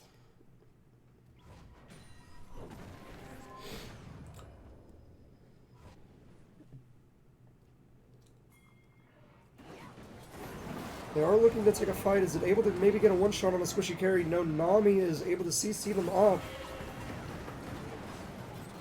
Good kill shut down onto the Akali, but not going to be able to find any more. It's another 3 for 1. And these fights just keep going to the side of the Nutbusters, and now they will get the Baron that they oh so wanted. Fiora is fortunately getting to spend some time splitting bot lane. Yeah, I mean, I feel like the issues that I brought up in draft earlier is just reigning true right now. Like, what CC does Rift Sharks have on their team? Like, it's basically just Thresh Hook and Thresh Flay. Like, they just don't have the CC to shut down these mobile carries like the Samira and the Rengar, and I mean, even just trying to lock down the brand can be really tough. So, especially with the Zanyas coming out for the brand, so if he does manage to get locked down, he can just go gold and wait out the Thresh cooldowns, wait out the Misfortune R, wait out the Akali bursts, and he'll be just fine. Like, I'm not sure why the Nutbusters, thought that, like they won last game off their heavy CC team comp, and they just are opting into a team comp with just literally no CC on it. I just find it weird. Just average game 2 Rift Sharks draft, I guess. Yeah, and then Shyvana unfortunately getting caught out there pretty close to the start of the dragon. Should be an uncontested Drake over to the side of the Nutbusters. We'll put him on the Soul Point for Ocean Soul. Pretty scary, especially when fighting things like Poke Misfortune, but not the most impactful soul this game because you have a lot of all-in with like Akali and stuff, but might be able to find a one-shot on Rengar, but doesn't commit the ulti, and Nami healing on top and straight back up. Misfortune ulti, making an attempt. Might be able to get it, but does get smited away. Oh, Brand does go golden. Oh, Thresh mistimed his ability, and that's just going to be another one team fight for the side of the Nutbusters. Gold is now 5,000 in favor of NYNB, and with Baron secured, earlier, and an Ocean Soul on the horizon, this game is looking pretty doomed. I'd say that your only hope from this angle is getting Akali and Fiora enough ahead in their solo lanes and just having them split. That Fiora has put in work every time that there's been a major team fight. Fiora has been splitting to make sure that they're at least getting something on the other side of the map. Yeah, I think these like split push team comps are just like they're viable, but like the amount of effort that it takes to make them work is just not worth like not picking Renekton, basically. Like, I don't know, Renekton can win the lane like you won, and he has guaranteed CC and like all these kind of things. Like, I don't know why we're not just like picking Renekton or just picking like a tank or something, or like a bruiser with CC. It's just, I don't know, like this is what I was scared of when I was talking about the Fioras and the Gwens that Joel might potentially pick into their team comp, and my fears are becoming quite realized in this match. Oh, there is going to be a play onto the Samira. She does pop the ulti, but does not have the burst to get him down. One shot onto the Shyvana, and Joel is looking to finish the kill. Does manage to get to shut down onto the Misfortune. Maybe Misfortune is able to kite out this Rengar, but damage is going to be too high. Yeah, this Rengar has found lots of kills, but he is going to fall through the Akali. But yeah, I mean, this Rengar just, he had a rough start 1 and 3, but 7 and 5 now, 3 items, full lethality Rengar with no CC to stop him from doing his thing. Outside of Thresh, if Thresh isn't in the play like immediately, then he can just have his way with the carries. Blue team's turret has been destroyed. Bran, Nami, and Ornn taking care of waves, making sure that things are pushing. Yeah, they're just looking to deny as many jungle camps as they can possibly deny, and Makes sense, you know, stifle out the resources from your opponent, make it hard to breathe.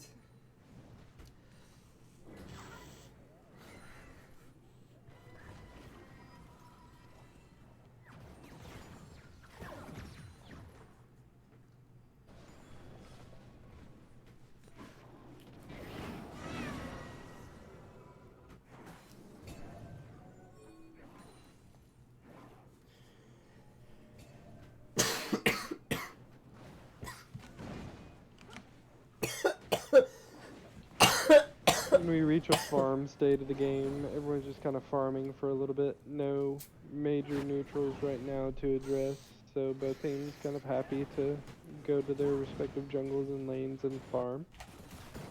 I think at this point, Fiora should be able to overwhelm the Ornn in the side lane.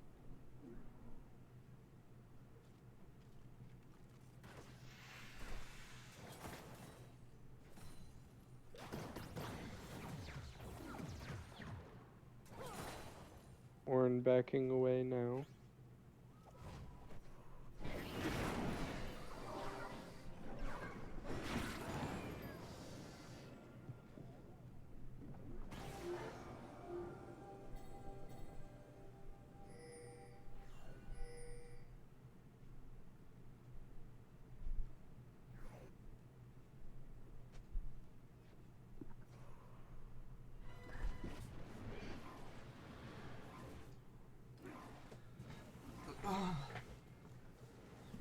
And again, kind of a lull in the game state. Baron's up now though, so you see Rift Sharks going to that side of the map. Or they're starting this up. They know that the Nutbusters don't have vision. This might just be snuck out. Oh, it's spotted by the blue trinket. Nutbusters know it now. Akali is going to try to keep the Rengar away from the pit. Gets the Rengar very low. Rengar might not be able to go in. You're even coming to help. Good riposte, but unfortunate. This might be an engage under the remaining members of the Rift Sharks. Looks like they make out with 2 Baron buffs, but lose several members. And they lose the Ocean Soul. I think that the Baron at that point is just kind of a desperation play to get as much gold onto yourselves as you can, but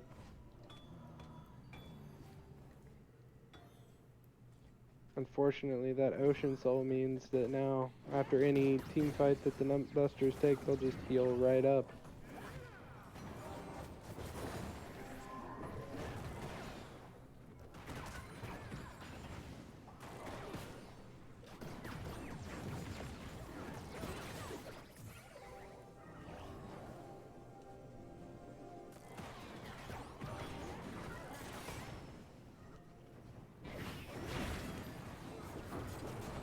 Thresh sitting in a bush. Akali gets caught by the brand stun. That is so much burn damage. Rengar just deletes the Thresh. Rengar's kind of behind enemy lines now though, going to go down, replaced by the Fiora. Shyvana ults. Not enough to stop that Samira. Ornn just tanking that turret. Yeah. Unfortunately, it's looking like this might just be over. You are left with the 2 solo laners of the Rift Sharks, though. Akali looking for a play onto the Samira. Will not find purchase and dies.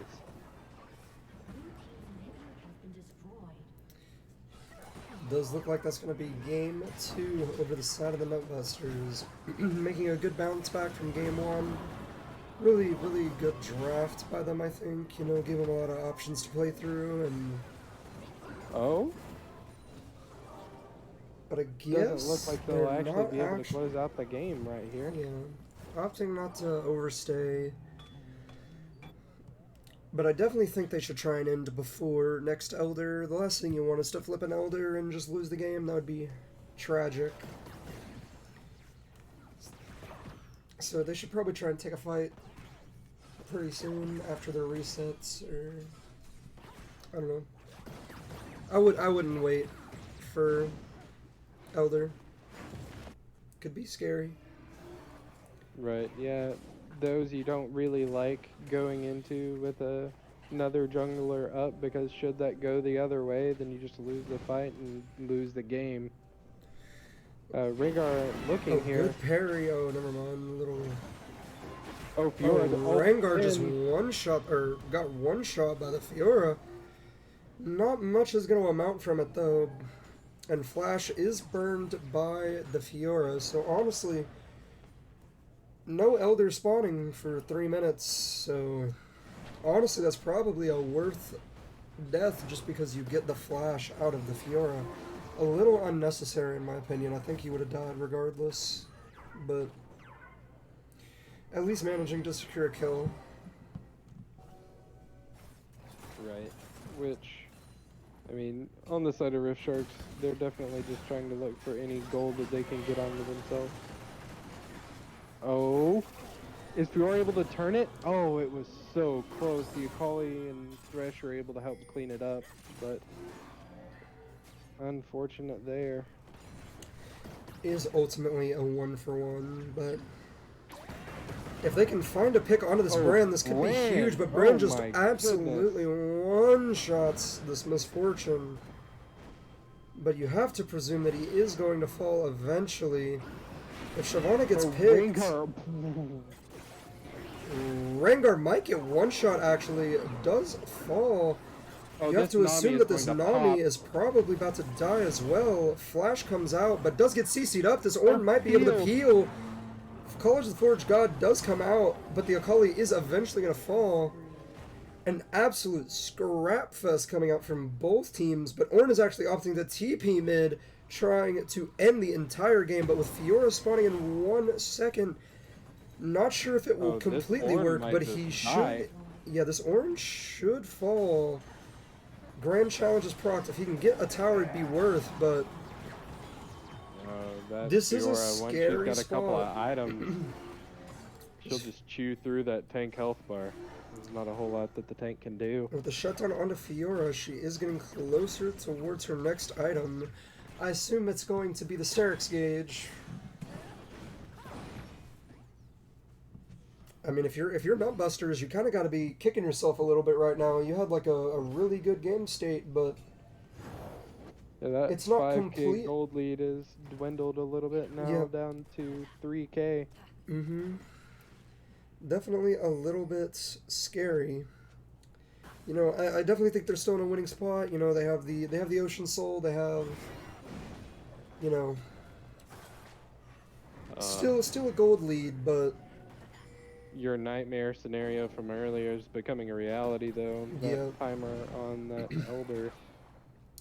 Fiora does have TP up, and she's got a pretty good split bot lane, so 20 seconds on this Elder Drake. If you're the side of Rift Sharks, you just give this Baron and you get first on the you just prio clearing these mid waves to make sure that they can't end through mid lane, and that is a concern though. That definitely is a concern. Oh, the Elder spawned. They're just trying to burn through it as fast as they can, so it is going to come down to an Elder flip. Let's see who manages to take it. Kali up through the fight is going to fall to the... Dies. Elder is secured by the side of the Rift Shark. And let's see what the Rift Sharks can get out of this fight. And Ornn's going to fall, but TPs are coming mid lane. This is what I was talking about, and the fact that they didn't wait, or they didn't clear mid wave before doing anything, but Brand is forced to just leave off with the Fiora TP, so... And yeah, this is the nightmare scenario, you know. 3 people dead, 2 spawns, and with an Elder on the side of Rift Sharks. Brand and Nami to clear the waves. Fortunately, they do have the Baron buff. I don't know if Rift Sharks will be able to end right away. Just depends on how much they can get. As much of the base as they can. And the gold is actually shifted to Rift Sharks, so... Huge gold injection from killing those key members. And with Baron, or with Elder up, I'm just wondering if they're going to opt into a fight while they still have this buff up, or It's what the very play likely, is. I think, that they just go top lane and try to force Triple a fight inhib. over that top inhib. Oh, but this Misfortune Oh, is going to get Misfortune just absolutely one shot, but the Rengar is going to die for a big Nami boy. wave combo, and it's just they're just getting absolutely shredded by this combo, and the fight is found, and The the game game's flips over. again, and it is Wow. New York Nutbusters not winning in the way that I necessarily thought they would, but winning nonetheless. That's insane. Rift Sharks basically had the comeback gifted to them, but unfortunately, Misfortune getting caught by the Rengar and a little separated from his team, just a little behind the pack, so Thresh is not in the area to be able to peel him off, and they get an amazing wombo combo from the Ornn and the Nami, allowing Brand to just DPS and the Samira to DPS, and that's going to be the game. Impressive game from the Nutbusters, showing a lot of signs of life in this one. For sure.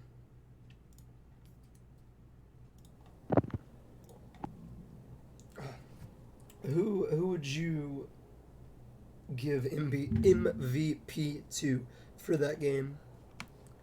For that game, I think we forgot to do it for I'm game one. We can do it for game one also after this. yeah, I'm a bot lane enjoyer, so I'm tempted to just give it to the Brand because the Brand team fight damage was absolutely insane. But I think that the Samira and the team fights showed up pretty clutch, and I would also say, yeah. No, you can pretty finish. potent. Yeah, I'm also torn between the Samira and the Brand, but I I mean, think we go with the Samira for that game, at least. my I don't know. I'm more tempted to give it to the Brand just because he died a lot less in that series, and was looking a lot more consistent, and output a lot of damage. Had a really good lane phase, and well, the Samira did find the solo kills and stuff. The Samira is also like one of the reasons why the game looked a little sketchy for a little bit, because just getting caught a couple of times. So, uh, Well, my top laner on my team would be mad at me for not giving it to a top laner that performed well, so I'm gonna give it, for me at least, it is the Samira. I'm fine with conceding and giving it to Samira. I'm fine. Now he would not be fond of the fact that we gave it to a ranged top laner, Yeah, but at least it went to a top laner. yeah. And what about game one? Who do you think? I guess we can talk about that after game three, because I think they're about to get into game three draft very very momentarily. So yeah, I'll pull up game one draft after this game three. Yeah, yeah. Hold on. Let's see. I think game one, I probably go Tristana I would agree. for me, Yeah, I at would least. agree. I think that Tristana snowballed well, executed well, and yeah, that bot lane just looked very clean. So I'll give it to Tristana for game one. Yeah, I'm inclined to agree. Swain, shout out performance by the Swain, but yeah, I mean Dean definitely showed up really hard. And the assets are reversed again. Awesome. Hold on, I'll fix it. But They switched signs again. It's their fault. yeah, this is not my fault, guys. Looks like they going through brands rapidly. Poppy, Blitzcrank, Neela, not seeing anything new there. The brand ban this time by Rift Sharks. Looks like they did not like dealing with that. Um, looks like they tossed out their Katarina ban instead, banning that brand. We do see the Katarina picked up as a result of that, though, and then On is perfectly content with picking up Irelia, and they draft Ornn, a pretty stable tank. Camille going to come out for the side of the Nutbusters. Got some pretty powerful, pretty edgy solo laners. And a Soraka to sustain them. Yeah, I assume that this Camille probably will be piloted by excuse me. Will probably be piloted by Dave, and then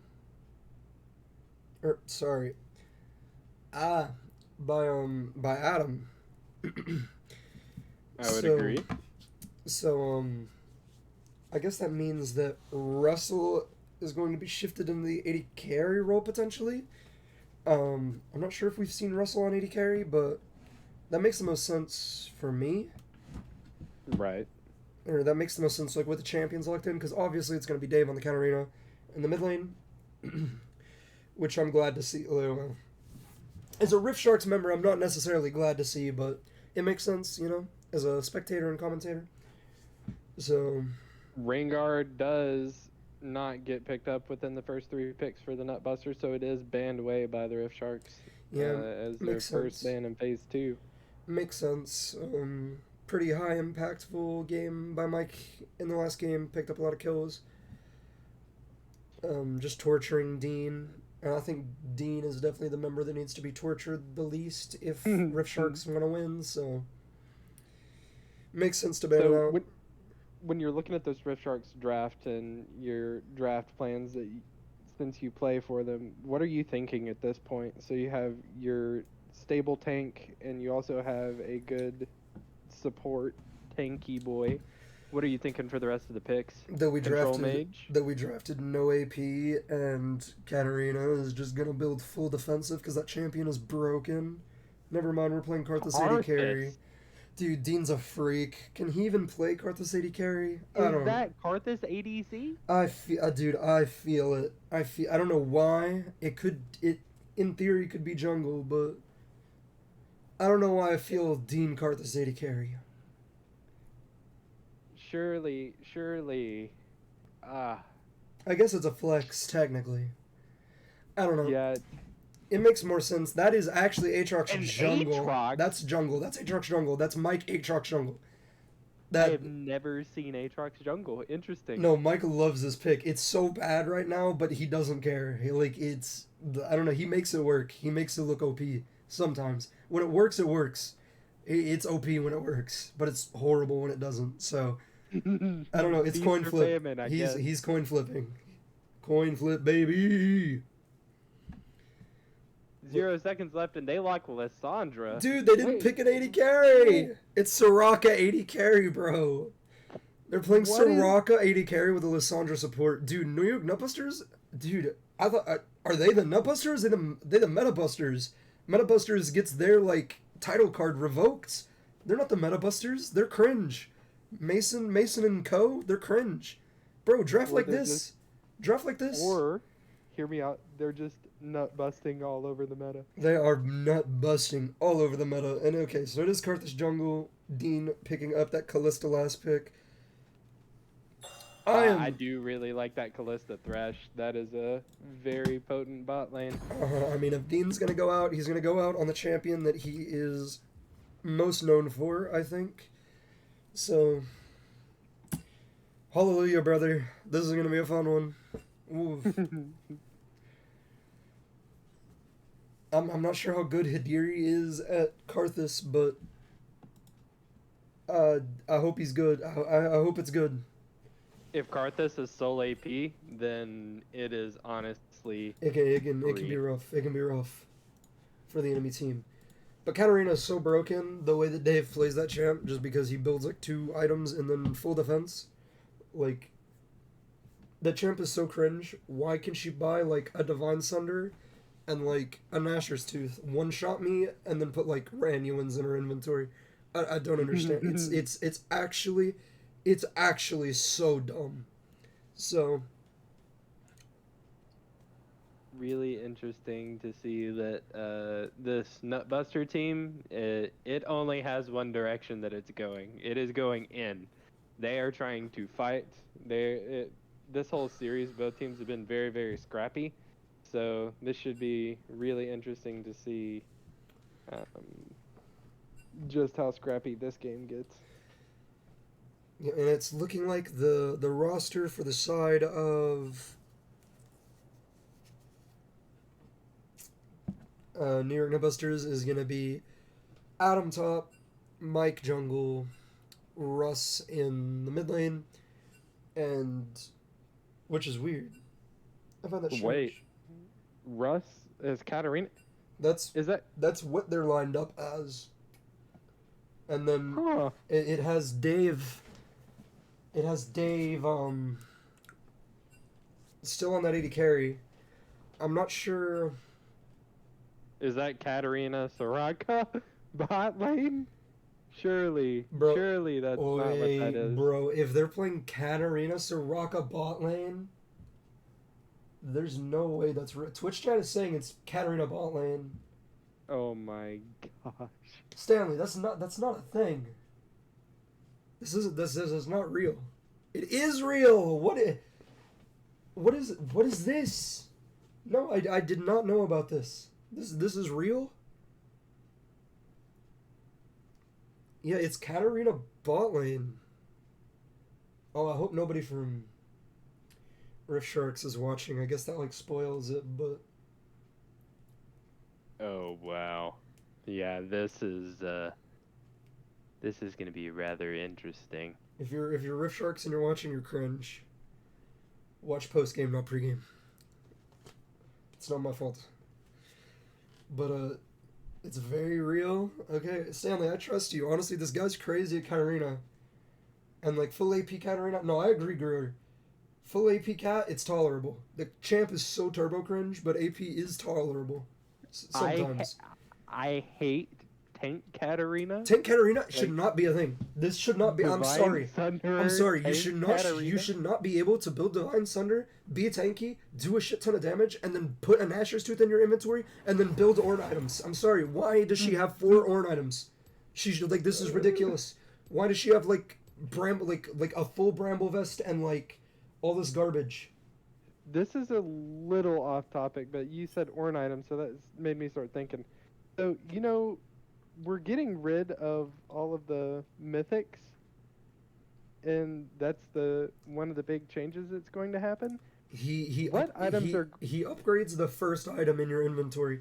Ornn was in the game before the mythic items, and the way that it works is whatever your like top left item is the one that gets upgraded. So you get to pick what he upgrades, and all the items have like a So it's going to be form. all of the items will have an upgraded form now. I assume so. That's how it was in the past, I think. I wasn't playing back then, but I looked it up. Interesting. I was playing back then, and like many items could be upgraded. I'm just so used to the whole mythic thing now. That's Stanley gonna be a said little that you could different. buy his upgrades for 1,000 gold. That sounds like terrible. That sounds so bad. There's no way that's real. I don't think that's real. I'm pretty sure you just like. It was your top left item from what I remember, from like hearing people talk about. Like If Katarina bot doesn't hard lose into Callista Thresh, something is wrong. No, that's true. Bro. That is true. Don't underestimate the Katarina. That champ's cringe. I mean, if there's anybody to not underestimate, it's Dave. I mean, that guy is nuts. Cam is also nuts. We have a lot of Katarina players in the server. They're all cringe. I'm sorry, you're all cringe, but I respect the hustle, cringe lords. I don't. Yeah, no, I'm just being nice for PR. If you play that champ, you're turbo cringe. No, like actually, I'm sorry. I'm being nice on stream for PR. No, you're cringe. If you put a single tank item in your inventory, no respect. No respect. Build full AP or we can't be friends. The same rules don't apply to Lilia, though. Ignore me. No, Lilia, no, the champ's allowed to build a tank, so she's useful. A champ's horrible if you go full AP. You have to go like hybrid, which is, I don't know. I- Lilia can't dash on repeat 5,000 times, so it's more fair. I have my Roa build that I really, really like. Roa Dark Harvest. No, that builds gas. I love playing Dark Harvest Lilia. I know like Conquer or whatever, but like Dark Harvest is more fun, so I go Dark Harvest because it's more fun. Okay, so what's your prediction based on this draft now? Do you think that this is just a Rift Sharks easy dub? I think this is going to be the biggest coin flip that we've ever seen, and there's going to be a, pardon my French, absolutely stupid team fight that happens like level 3 in Bot River over a Scuttle Crab, and one team is going to get absolutely wiped, and the game is over. So, I don't know. It just depends. I think it depends on Karthus a lot too. Because everybody, like, if Karthus falls like really behind, then this Katarina is just going to literally put a Ranuans in her inventory like second item. Or like a Warden's Mail second before she completes like Nashor's Tooth or something. And it's just going to be immortal, so. I am really excited to see this Irelia. I know I've played with On's Irelia a couple of times, and it looks really clean. So, yeah, like I said, I'm really excited to see that. I'm interested to see it. I've never seen it before. So, that's another champ I hate. I hate Aurelia. She's so melee. Her auto attacks are like short ranged, which means she like heals infinite and has infinite mobility, and it's cringe, but I respect it a little bit more than Tank Katarina, so there's that, I guess. But I agree with what Greer is saying in Twitch chat, is that Lissandra is just a absolutely dog shit champion.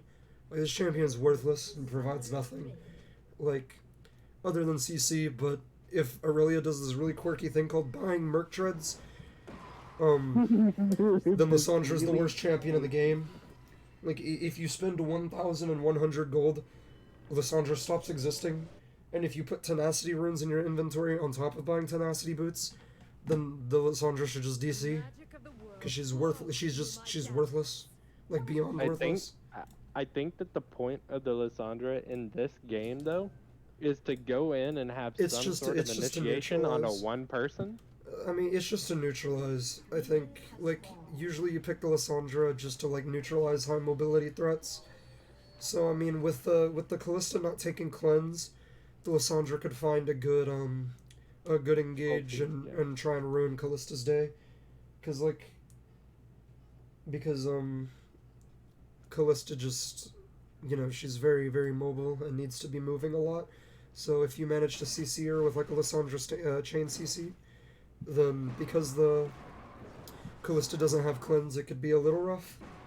That's basically why you're picking this Lissandra. I mean, it can also be really annoying for the Aurelia, but like I said, just bring Tenacity runes and buy Merc Treads and you're chilling. Like, and yeah, this Lissandra, we can tell from her runes with the Guardian, or the Aftershock. Sorry, she's just going full utility. Probably just gonna see Everfrost into Zanya's into no damage into no damage into no damage into no damage. Just a CC bot. Just a CC bot. Which, I mean, you have Camille, you have Katarina, you have a lot of damage, but you have Aatrox, but their damage is just so low ranged. Like, I feel like Karthus is able to just run this game if he doesn't get behind. If Karthus gets ahead, I actually don't know how they play the game. Like, they're all diving onto Karthus, Thresh, Ornn. I don't know how they play unless they get really fed. But I don't know how they get really fed because they're like they have like 2 losing lanes and then like a winning Camille lane, but Ornn doesn't care if he's losing. So you were right about Ornn passive. They really had to spend 100 gold. Dude, why did anybody... Dude, was Ornn that broken when he came out? He was actually just one-shotting everybody? Because no way you're picking that champ to spend 1,000 gold on shitty items. Oh, that was a clean move by the Camille there. Camille... Oh, Exhaust is dropped. Ornn pillar? Dark Harvest proc does have to flash out, and Hidiri does not want to dive.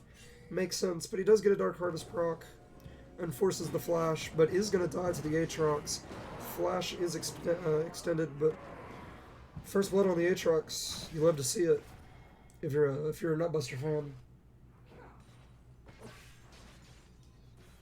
Yeah. Oh, this might be a solo kill. It does have the bone plating to tank a lot of damage and no mana on the side of the Aurelia, so with the aftershock, just gonna be able to walk away. Very very tanky. Yeah, this Lysandra just made sure that all her runes is just maximum tankiness. What the fuck, Dean? You're trolling. Okay, Dean flashed for fun. He flashed for damage. He forgot Katarina can dash, I guess. I mean, Katarina's a new champ, I guess. It's okay. We love you, Dean. Ooh. Cool. Exhaust does That's come cool. out. Exhaust for Ignite, but standing on a dagger here is stacking up the things. Does the Rind able to come out? The Rind does come through. Oh. That is going to be this 2v2 kill on the bot lane, but on the top side, Camille manages to secure the solo kill onto the Ornn, but Ornn does have TP, so it's not as big as a deal that he died compared to the Katarina dying, so yeah, this Katarina down a lot of CS in this lane and getting solo kill or Aatrox looking for this Aurelia. Yep. oh, flash comes out and it is just going to be a flash for flash. Aurelia is able to walk it out. Overall, all these plays definitely favored toward the Nutbusters. And you know, even though this Ornn died, I'm not sure how close he is to level 6. I don't know if, yeah, he's not that, never mind. Never mind, he's not even close. But, I mean, this Camille doesn't have TP, so he's kind of locked in lane. There could be, a solo kill potential by the Ornn. Maybe under tower if he outplays with the grass procs and brittle. Also has flash available. I'm not even sure Camille wins this, like even though she hit 6. But because Camille did hit 6, I have The manual dive camera is a on, by little the bit way. less scary there. Yeah, she can ulti the Ornn ulti, like she can like unstoppable the Ornn ulti. You have to assume Ornn is forced to burn flash, so basically trading top lane flash for first Drake as Karthus, you know, walks back towards top side, trying to continue his full clear. Aatrox going in onto the Ornn. Not much to come of it. Aurelia continuing to trade hard onto this Lysandra. Dude, Lysandra's such a bad champion, man.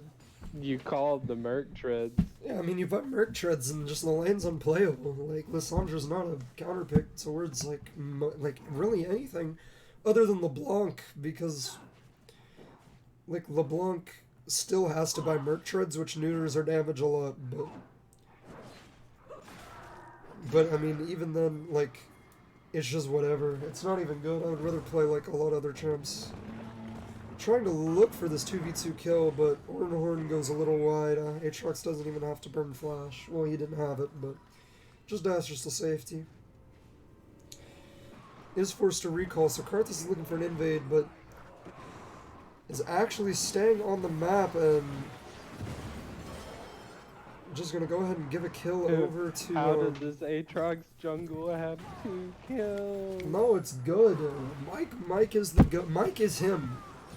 Mike is him. Wait, Aurelia's just gonna get gone on by yeah. all 3. Aurelia's just super out of position here.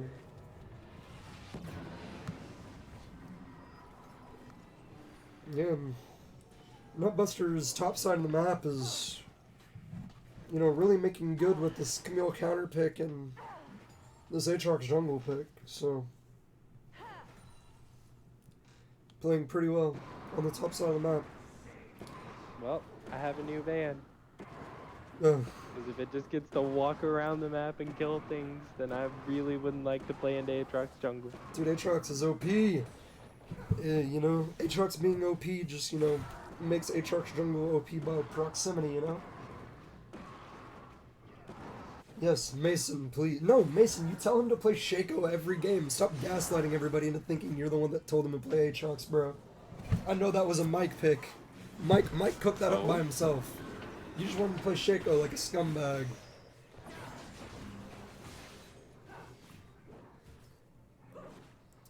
Heavy trading the bot side, but Yeah, this gonna be a Divine Sunder tanky build, Katarina. absolutely deplorable. Oh? Oh, Flash comes out, but does not manage to get the knockup that he Oh my wanted. goodness, Katarina going is in? going in, and the heal comes out, and Katarina's just gonna kill onto the Callista, which is, I mean, pretty huge in this lane. Oh, Irelia going in, looking for the Katarina. But I mean, these Soraka Will heals just are be just way too punished. much. Yeah, I mean, Soraka not being targeted down. I don't believe you. You can't. You're not a gaslight girl. Keep gate boss, Mason. Gaslight, gatekeep girl boss. No, that's not what I said. Girl keep gaslight boss girl.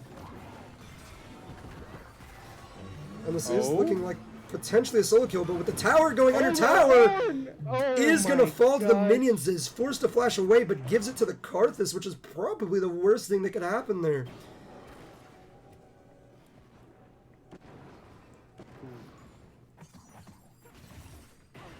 Yeah, this Lissandra's just... going onto this list. Lissandra's a little bit too tanky with the bone plating and the aftershock. Isn't able to fall. Also going first item. Dude, look at this Lissandra's fucking inventory, man. That's Wait, disgusting. What is that? That's the most disgusting inventory I've ever seen in my life. That's like Seeker's Arm Guard. Seeker's Arm Guard is like a horrible AP component. Let's be real. No, it's terrible. I mean, What's the Kindle Gem? It's the health part. It builds into Everfrost. Oh. No, it didn't get banned. That's what I'm saying, Brewer. Why are we not playing Renekton? They lost last game because they drafted no CC. All they needed to do was play Renekton, but they ego Fiora. This Camille looks to be running this top. My team's in their own heads. Good trading onto this Ornn. But it's okay, I trust. They're stacking these dragons quite nicely. Second dragon over to the side of Rift Sharks, and with an Infernal on the horizon, that could be very big for a Karthus team comp, so... They do still have the Karthus factor. I'm not sure how much I like the fact that this Karthus is building Ludens. Like, somebody please tell him to build Leandri's. Like, Katarina's stacking health, Camille stacks health, Aatrox stacks health, Lissandra's going full tank stacking health. Please somebody tell him to buy the anti-stacking health item. Not Ludens. That's like a game-losing itemization choice. I wonder where this first Rift Herald's going to go, because we are going to get to see it dropped, hopefully before... Definitely just funneling it top lane. He's looking for it right now. Like Trying to get this Camille as accelerated as possible. Might be able to even, you know, find a dive on the Ornn, yeah. TP does come out, but he's just going to be one shot too early. Slam her down. I'm not sure, you know... Irelia going in. Oh, misses the stun. And the Soraka ulti cancels out the Karthus ulti, and it's just a disaster for the side of the Rift Sharks. Katarina going in, gets exhausted, and just gets right back out, and Karthus is looking to fall as well. Does manage to live on 1 HP and secure the shutdown onto the Aatrox. Very well played. Might even manage to pick up this kill. Oh, wait. Bro, he died to the Rift Herald. The Rift Herald AoE He died auto. to a fucking Rift Herald. Dude. Hidiri. Brother. My brother in Christ, what are you doing? Oh, we rushed Arm Guard. Oh, and the Ornn is just gonna TP in to die. It's a disaster. Oh, It's a geez. disaster. Yeah, the Camille completed. Yeah, Divine this Thunder, is so it's the. gonna be rough. And Dean not taking cleanse is rearing its ugly head. Katarina just chewing through the Callista. Quite Yeah, unfortunate. heel cut is good. I agree. But this Ludens is grief. I don't know.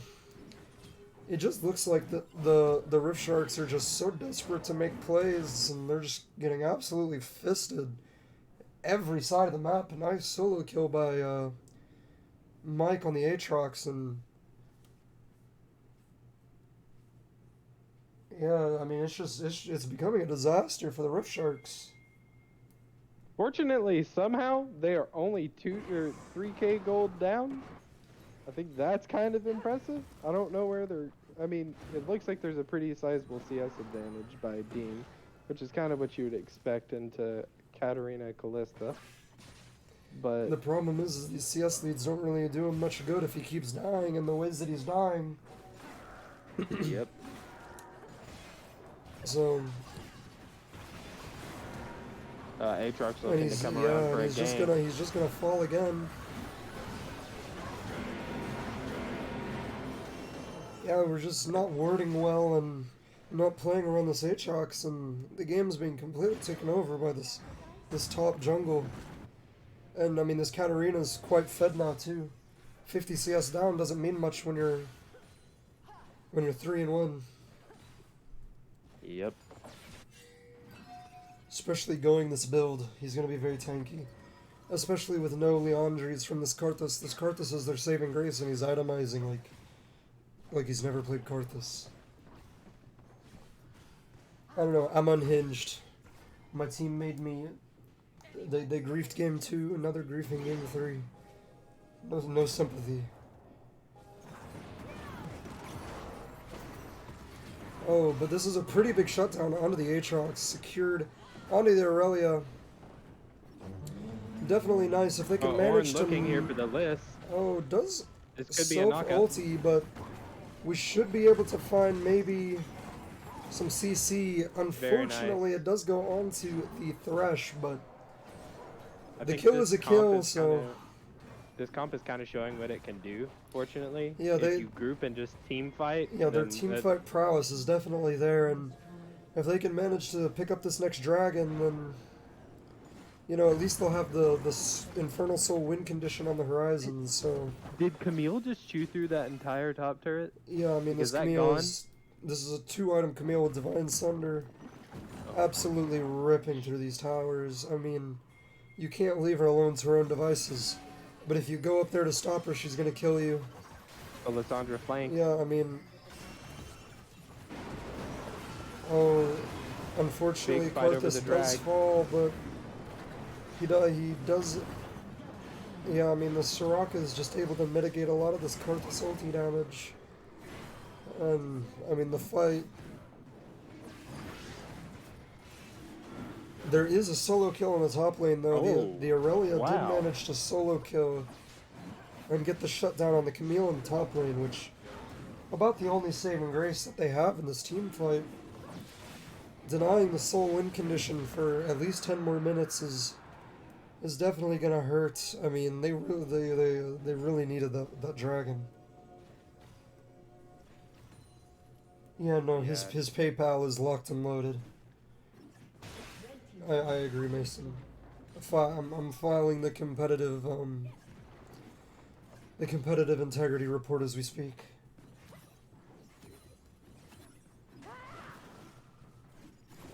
And Dean is just able to find like no value on this Callista. 1 in 4 Callista is really hard to find value on, especially when you're just like perma-dead by all this dive. Like, you have some peel with the Thresh, but Thresh can't do much about, Camille. Can do a little bit for the Katarina, but yeah, I mean, Hadiri needed to, like, Oh my goodness, this Oh, Camille's dude, this just Camille. too Oh, far. but if Hidiri can manage to secure the kill, kill does go onto the thresh. So unlucky, but if they can Oh, the get the Aatrox dies too. shutdown onto, or there was no shutdown, but get the kill onto the Dean. I mean, this is like a chance for something. I mean, there's no objectives, unfortunately, for Rift Sharks, but I mean, Yeah, they probably just settle for going up and grabbing the Herald, surely. dude, I cannot They might believe be it. able to rotate and grab the top turret afterwards, too. Yeah. You said you can't believe? Dude, if Hidiri just put a fucking Leandres in his inventory, this game is actually won, by the way. Like, the damage he would be outputting. Like, just from the Leandre's passive, where just you deal extra damage to people with, like, a lot of HP. Like, Yeah. he would have been able to survive at least the Camille, and he would have got the kill on her. Man, I don't know. Like, this itemization is, like, griefing. And he's opting into finishing Morello, which is not good. Finishing Morello is really bad. Like, the completed item is not good after they did the anti-heal changes where the You don't think it's just going to be Shadow Flame? it could potentially be, actually, yeah. But the alternator does build into Morello. I'm really scared. I don't know. He built fucking Ludens, dude. Like, I don't put it past him to complete the Morello. Hopefully it's a Shadow Flame into Shadow Flame into Rabadon. Rabadon, but I mean, I would have preferred a Rabadon second, but Oh? Camille going in on this. I mean, if Ballista, Dean can making maybe short work. get the kill, he is able to kite it out. He's still alive. He's trying his hardest. Dean does eventually fall to the Katarina, but yeah, just too much damage from this Katarina. Triple kill onto the side of the Katarina. It's like, I don't know. It takes all the peel that they have to shut down this Camille engage, and with all their spells on cooldown, this Katarina is just able to do whatever he wants. So unfortunate. So unfortunate. Arthas was farming during that fight, which, I mean, just not on the right, or not on that side of the map at that time. Unfortunate that a fight broke out. It does look like he is going to opt for the Shadow Flame. Opt for the Shadow Flame, Very, yes. very So, glad. at least you're, Some saving grace. yeah.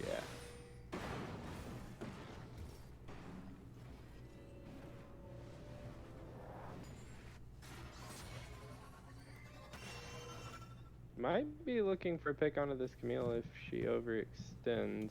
Yeah, looking to just overload this side lane and maybe commit, but it's gonna be a hard task. Dean is still yet to even reach his second item. And with Dragon spawning in 45 seconds, I mean, you have to assume that he's just trying to get there as fast as possible, but there's nothing to farm that his team has not already farmed, so he's not going to have it in time for this fight. And if he does have it in base, then he's going to be late, but by his positioning, it looks like he doesn't even have it. He is pinging on the way to the Raptors.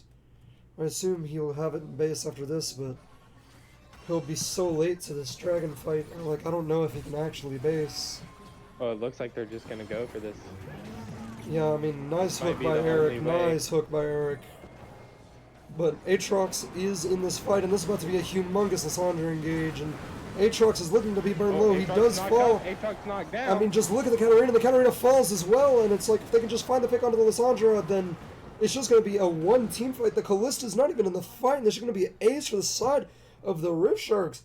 I don't know how they did it, but doing work. Irelia Karthus is they doing just work. found the team fight that they oh so needed. I have no idea how they did it 4v5, but they did. They got it done. That's gonna be sole point towards this Rift Shark team comp. Yeah, this is definitely where this the team comp for Rift Sharks is shining. Like these team fights, if they can manage to like get a good multi-person Ornn ulti with their entire team engaging on this Karthus, like yeah, it's suboptimal because he itemized like a jackass, but I mean it's still diving onto a Karthus with just all the damage that a Karthus can output, so Well, interestingly, we were wrong about what that build was. That was actually a Rabadon's Death Cap Bro, I told coming you. out. I told you he's gonna finish the Morello. But I do like the Death Cap second, actually. I think it's way better. That's actually what I said that I wanted him to build, so maybe he's listening to the stream. Oh, good lord. Karthus is in there. Karthus. Gets CC'd up, the falling low, but Karthus is in the middle of this fight. Is just going to get one shot though. He does have his ultimate available for once he falls, so maybe just wait out the Katarina. And is going to find the pick on the Katarina, and if he had the Andres, he would kill everybody. Oh, he killed everybody anyways! There we go. I mean, this Karthus pick, it's so OP here, like... I'm only going to say it 10 billion times, but imagine if he, like, itemized like a human. It's over. And if they can secure this kill, he gets greedy for what? Like, what is he doing? He just turned into a zombie, just trying to get the Q2 on Thresh or something. And the Camilla just ints for fun. I don't know what's going on. This is very uncharacteristic. Well, I think that there might be just a little bit of tilt Yeah, after there's that bot lane team fight. yeah, where, definitely some tilt going on from the Nutbusters. They were just in such a commanding spot, but they're so this is kind of like an AP Katarina. So she is going to go for the Zanya's Hourglass. I mean, she's pretend. No, don't trust her lies. She's pretending to not be cringe. She's pretending to not be cringe. She's building a stopwatch because they have Karthus and she wants to Zanya's the Karthus ulti. She's pretending not to be cringe. She's building her annuals after. Don't know. These are fake lies by Katarina players. She's pretending to not be cringe. After the Zanya's, it's full tank. I promise. I promise. They're whispering sweet nothingness into your ears. Bro, Brew, I'm sorry. It's my team. It's my team. I want them to win. I was being unbiased first two games. No, I'm not. Bro, I have COVID and I'm dying. I'm sickly and dying, and then they have me casting game 3 because they draft game 2 like they hate winning. So it's like, bro, no, I'm unhinged. Oh, Camille looking for an avenue in. She's kind of back there alone. She might just get focused down.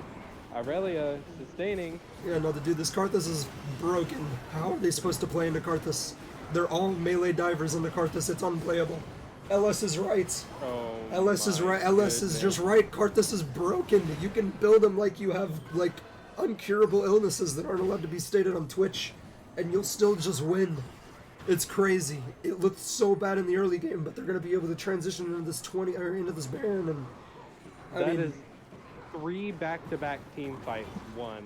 Yeah, no, I mean the side of New York Nutbusters really needed to keep the snowball going. You know, they had this really fed Aatrox and this really fed Camille, and you know Katarina went down a lot of plates and a lot of CS, but she picked up a lot of kills, pretty fed, and they had the Soraka to try and neutralize the Karthus, but I mean they just got outplayed and won too many team fights, and I mean the game is just these team fights are looking unlosable for Rift Sharks at this point. Really, really unfortunate if you're a Nutbuster fan. Hey, it was a Shadow Flame. Look at that.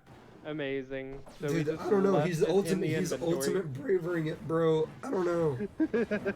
He can't commit. The alternator for he can't a commit. very long time. He can't commit to putting items in his inventory. Like, dude, look at this Karthus damage. 1Q half shot that guy. What are they supposed to do? It's the Luden's value, guys. I'm just a hater. Luden's is broken. Never mind, dude. That shit sucks. It's so bad. He hits anybody other than... Oh my god! That's disgusting! The Karthus does ultimately fall, giving the shutdown, but he does have his ulti channeling, but Soraka manages to deny a lot of it, but that damage does come through. Aatrox is still alive, so I'm not sure if they can commit to this dragon, but... They have Callista in, they might just rely on that. I mean, they do for sure, but I mean, it's going to rely on who wins this team fight. Katarina's ulting in, shutdown goes on to the Aatrox, and Ornn is looking to die soon after. I think Dean might be committing onto the dragon or something, but no, he's going to be getting out with Aurelia. They're just going to go ahead and give this dragon The team fight looked really good until it didn't. Unfortunate for the Nutbusters, but it was really well played, catching out the overextended Thresh, and Karthus, trying to get too much value out of his Ludens, I guess. I don't know. Trying to get those Ludens procs or something. I don't know. Yeah, Leandries completely wins them the entire game. By the way, if he puts a Leandries in his inventory, everyone is dead. They're all dead. They're all dead, and they get Soul and win the game because they had Baron. I don't know. He needed that Ludens to like get the Ludens proc, so it baited him into walking up and dying, I guess. I don't know. Good guy Hadiri making this closer than it needs to be. Yeah, he's making it interesting. Dude, Hadiri's gonna watch this VOD and he's gonna like hate me. He's never gonna talk to me again. Hidiri, I love you, by the way. You're my goat, but like brother, if you just like u.gg, if you just UGG Karthus builds, they'll tell you to build Leandries, and like it's good, like every game. Like Ludens is good every now and then, but like this is not it. This is not it. They're all HP stacking melee champs. Like this is a game I would build Leandries on Zoe in this game. That's how good of a Leandries game it is. And you don't build Leandries on Zoe ever. I would build it this game. And you're playing Karthus. Looking like there's going to be a 1v1 in the bot lane, but it's going to be called off. Aatrox is shadowing, but so is the rest of the entire Rift Sharks. They might be trying to bait. They do engage half shot onto the Callista. Flash is used. Aatrox is high and dry, is just going to die. But this Callista is ultied, but everybody is just going to fall. And the Callista just gets absolutely, or not the Callista, the Katarina gets one shot by this Karthus ulti. Holy shit. Oh, don't hit the blast cone, dude. Oh. Dude, I would have hit it. Actually, no, I wouldn't have. I wouldn't have hit it. There was some temptation there, I can tell. I would have maybe hit it. I would have like autoed it, but then S-keyed so my auto didn't come out and scared everybody. It looks like that this might be the end of the game. Dean is greedy and like went and hit red buff instead of ending, so I mean they're not gonna be able to end. They're not going to. Nope. Good guy Dean doesn't want the game to be over, so I mean fair game. It's gonna be absolutely disgusting when I have to give Hidiri MVP for this game, even though he completely griefed his build, because his Karthus is absolutely 1v9ing. Like this Karthus pick actually just completely won them the entire game, and I'm probably if they win. Not that the game is over. The game is still winnable by New York Nutbusters, but if Rift Sharks win and I have to give Hidiri this MVP, I'm gonna be disgusted. I think my team hates me. They don't want me to stop casting. Listen, they shouldn't even be listening. They should be focusing on the game. Hopefully they don't rewatch this. I hope they don't watch this. Or I hope they watch the first 2 games. I was super optimistic. But my voice, I don't know if you can hear it. I'm dead. I've been sick for the last like 3 days. I'm only here. I was supposed to be at work. I was supposed to be at work. But I had to call in because I'm sick. Well, I'm hook dying. onto the Katarina. Ornn tries to knock up. Doesn't go through. I'm being the goat by being here. Dead on death's door. And I think Hidiri's build is getting me closer to death. Every time I look at the next item he puts in his inventory, I die a little bit more. Actually, his build is good other than his mythic, but like, I'll just pretend that it's all bad for content. I'm a slave to content. I wonder, is this just a coin flip of the Baron? Camille Definitely, might I don't just know. be able to go split top. Oh, this engage might be pretty good by the Lissandra. Opts not to go for it. Engaging into this Karthus, I'm not sure how well it'll do, but I mean, this is looking like just an absolute massacre. Absolute massacre. I want to see them not even hit this Baron. I want to see them go mid with their giant empowered Baron, or with their stacked waves, but I mean, I guess you get this and then you go get Soul and then you like win the game more consistently. That's what beta males would do. I would just go in the game while they're all dead, but whatever. You can play boring. If they lose this game, it's because they didn't just walk mid. But again, they can't lose. It's impossible. This Karthus is it's just unlosable with this Karthus.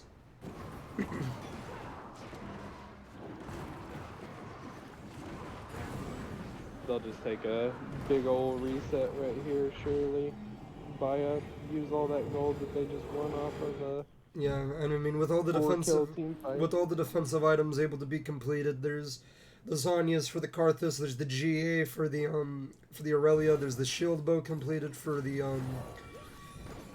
Callista, excuse me. You know, we have all these defensive items, and in comparison, the only real defensive item that we have, like in terms of actives that like will do a lot, is the Zanyas on the Katarina and the Lysandra. A pause does come out, but Instantly back into the action. instantly back into the game, so I assume it's pretty small. But you know, burning this GA is pretty big.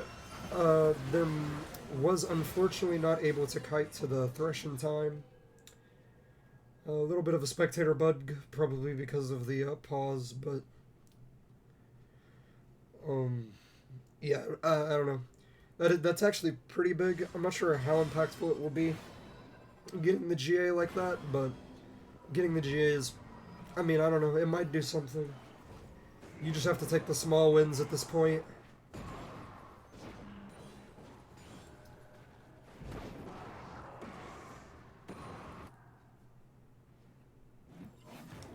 I don't know, Dean's walking up, but he's just gonna not die for fun. He's gonna back up.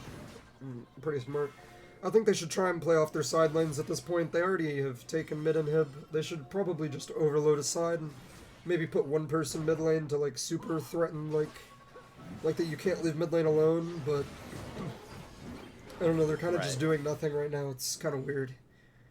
Yeah, it's strange. It's strange that they aren't doing. Oh, Maybe Thresh they're might be waiting for picked. a Oh, the five- Fiora does go wide, but is managed to get Callista Callista ulti to saved. safety. But I mean, again, that's another defensive resource that is burned. Nice. Big team fight coming out. This is really unfortunate. I mean, they're all lined up for this Ornn ulti, and Lysandra goes golden. I mean, the Ornn ulti goes wide, does manage to just kill that guy, and channeling this Karthus ulti is going to do a lot of damage. Actually, it did literally no damage. Lol. You've been trolled. But I mean, with 2 picks versus 0, I mean, you have to assume they're just going to look for a fight here and try and end the game. I mean, their target should just be to burst down this Katarina. She gets exhausted. Maybe if they can find the Soraka instead. Gold's golden. Replay hates being functional. I love functional replays. The Aurelia is going to fall because, again, remember, her GA was burned, but I'm not sure it really matters. Katarina is also going to fall, and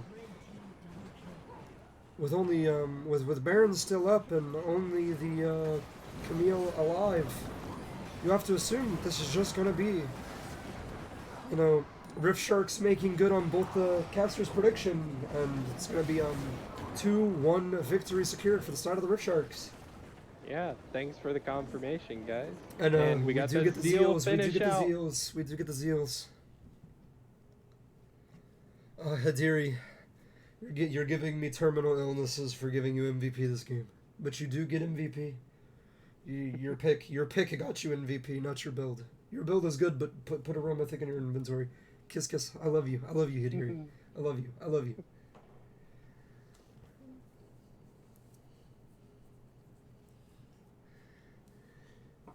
Yeah, those Karthus ultis at the end of the game were dealing I think half of the health of every standing member. Pretty cool. Yeah, it was definitely a game of all time. You know, it was super favored. I mean, you have to remember, at the beginning of that game, it was so meta-bustered favored. I mean, the Camille was like 6-1, the Aatrox was like 5-1, the Katarina was like 4-1, 3-1, or something like this. They took first turret, like 5 plates top lane. It was super hard winning, but I don't know, just a really, really bad team fight. that they lost 4v5 somehow in the bot lane, just transitioned into 3 more team fights that really, really went super south. But yeah, I mean, good on the Rift Sharks for being able to capitalize and close out that game. For sure. If any of dude, I have 5 ats. I have 5 ats. Oh, never mind. It's just Mason adding me 500 times. Never mind. I thought my team was adding me, telling me that I have Kanzi. I'm cheering for the wrong team. Hey, dearie, I need you to locate Leandri's in the shop. Leandri's torment in the shop for me. Can you prove that you know where it's located?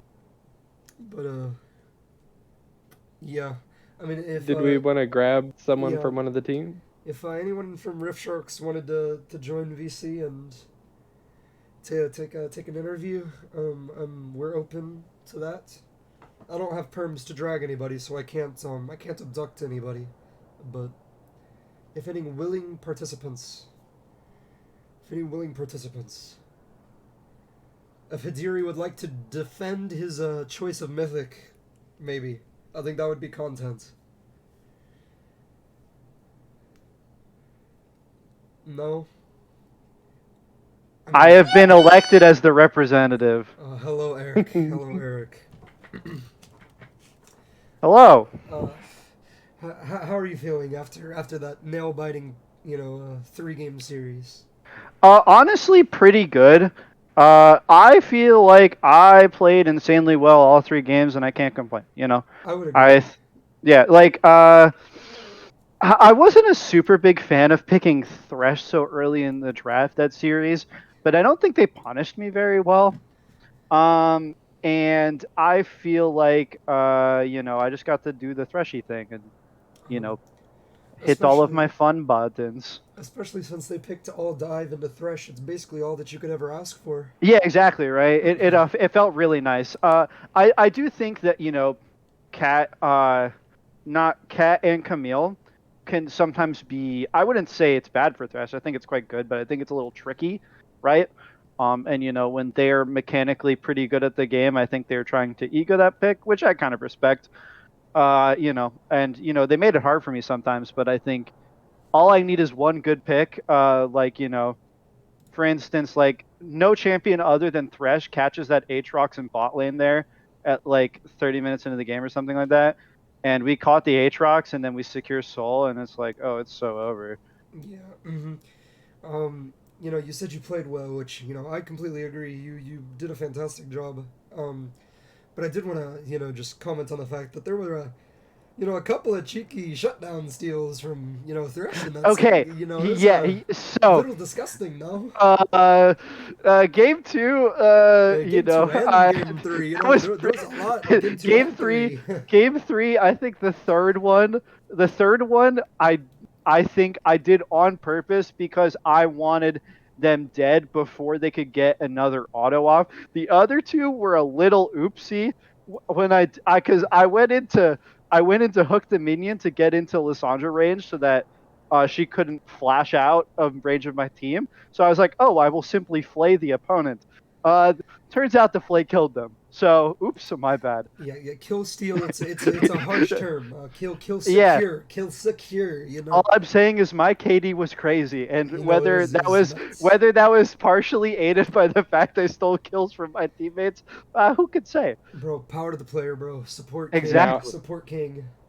Do you have any comments on your jungler's build in the third game? I think my jungler's build is supplemented by the fact they did 66k damage. Bro, he's playing so 5 melee champs, bro. Any haters about optimal item choice, blah blah blah. He's playing Karthus in a 5 melee champs. Yeah, dude, I don't 100,000 damage if he put a Leandri's in his inventory. No, like, okay, I do think Leandri's is like a crazy item on Karthus, but like not to like mindlessly back up my homie, but to like mindlessly back up my homie without knowing what I'm talking about. I think that Ludens is pretty good into just a bunch of squishies, regardless of how What how squishies? high. Name me a squishy champion on their team, please. Soraka. Katarina The guy, he builds Zanyas. and Soraka Yeah, and those are the players that he's hitting. Camille has lower HP stat than me, so Dude, that Camille that got kind of like counts. 4 HP items. I don't know what you're talking about. Leandri's is not good against MR stacking. It's good against HP stacking. Hey, I'm here to back up my dog. He's my dog too. I'm on your team. I'm on your team. It's a funny item. You know Honestly, realistically, I think Leandris is still probably better. Don't say probably, bro. We're lynching him at the stake for this one. If we're all being real. But it's okay. We secured the dub either way. Yeah. So, Is there any other questions you had about our game? Anything I could help answer? what was the idea around not picking Renekton? What happens? This champ was like Turbo Joel one trick. It's literally just like I think Joel doesn't want to play Renekton every game, even if it's like such a crazy matchup. And also, if we put Russ off the Ornn, I think there is something to be said, regardless of how like high econ certain champs are. Like comfort picks, like him picking the same champion 2 games in a row, obviously very warm on the champ. Not only did they have to change up their champion because Russell had to get off of the Ornn, it ended up like having long-term implications about their team comp. They literally swapped all their lanes, right? Yeah. And so I think sometimes even though it's like maybe not like high impact draft strategy, I think just like sniping away those comfort picks can really do a lot of long-lasting damage, even if it's not on paper the strongest matchup. No, that's fair game, and definitely came in clutch, like how you're saying, making them forced to team shuffle their entire team around. So, yeah. Yeah. I mean, good job to the win. Glad you brought it home Yep. for the boys, and yeah. Yippee! Well played. Thank you. Congrats. Thank you. Mm-hmm. So, yeah. I mean, we said it earlier, but I'm definitely gonna give MVP to Hadiri on the Karthus. As much flame as the mythic that I gave him. He definitely put in so much work on the pick. Like, Makes so, sense. Well, would you concur, Logan? Yes. Yeah, definitely. And we did forget to do this, but for game 1, we did forget to reward an MVP for game 1. So I'm just going to quickly pull up the draft. I have it. Oh, we picked Tristana. We Dean. did. I forgot about that. Yeah, we did pick Tristana. Yeah, we picked the support, right? Yeah. Support surely will get an MVP one time. Listen. PB gets them sometimes. Listen, I would love to give it to you, but Dean kind of played insane. It was pretty good. Listen, I would give it. There'll definitely be some support MVPs. Actually, I gave one to Psycho Carrot last series that I casted. His Renata, I gave him MVP. His Renata was crazy. Psycho Carrot, he may have the worst takes on planet Earth, but he has a cracked Renata. So, Yeah. Game recognizes game. I would recognize you as Thresh in that game as the MVP of the mid game, but late game Karthus kind of took it over. If Karthus didn't pop off so hard, I think you know what? definitely Thresh We would take deserve those, it. and I think that Karthus did a really good job that game. Yeah, I would say for game 3, if Karthus it's hard for the champion not to get MVP that game, and it was piloted well by Hadiri as well. So you get a champion that 1v9s the draft, and it's piloted well. So it's like Joel's in the DMs flaming you for saying Karthus late game gets an MVP when he presses a single button. No, but dude, I think he just wins you the entire game. I think that's based. Bro, honorable. I do think that Olaf. I think that the Threshes. Honestly, the Thresh engages might deserve an MVP. Like, you set up your team really well, but I mean, Karthus is. I don't know. Karthus is Karthus. He looks better on paper. And then who got it game 2? Who do we give it to? Game 2 was Samira. Samira, yeah. Yeah, that makes sense. I was gonna give it to Brand or Samira, but he talked me into Samira, so give it to the top laners. Power to the play. All tracks. All right, it was a really good series. I hope we all have a good rest of our evenings. I am going to Go drink a Corona and play Bloons Tower Defense. Power to the player, brother. I'll Have a peace nice out. night. Have a nice night. Yeah. So with that, that's gonna wrap up this game. The next match is going to be between Andromeda and Spectres, which takes place tomorrow at 8:45. Will I cast that game? I have no idea. I don't know. But I'm calling off of work again tomorrow because I literally am dying. So maybe we'll get another Decrepit Taxi cast. Who knows? But me and Logan can say peace out. But it was fun casting. See ya. Peace out, Twitch chat. Have a nice night.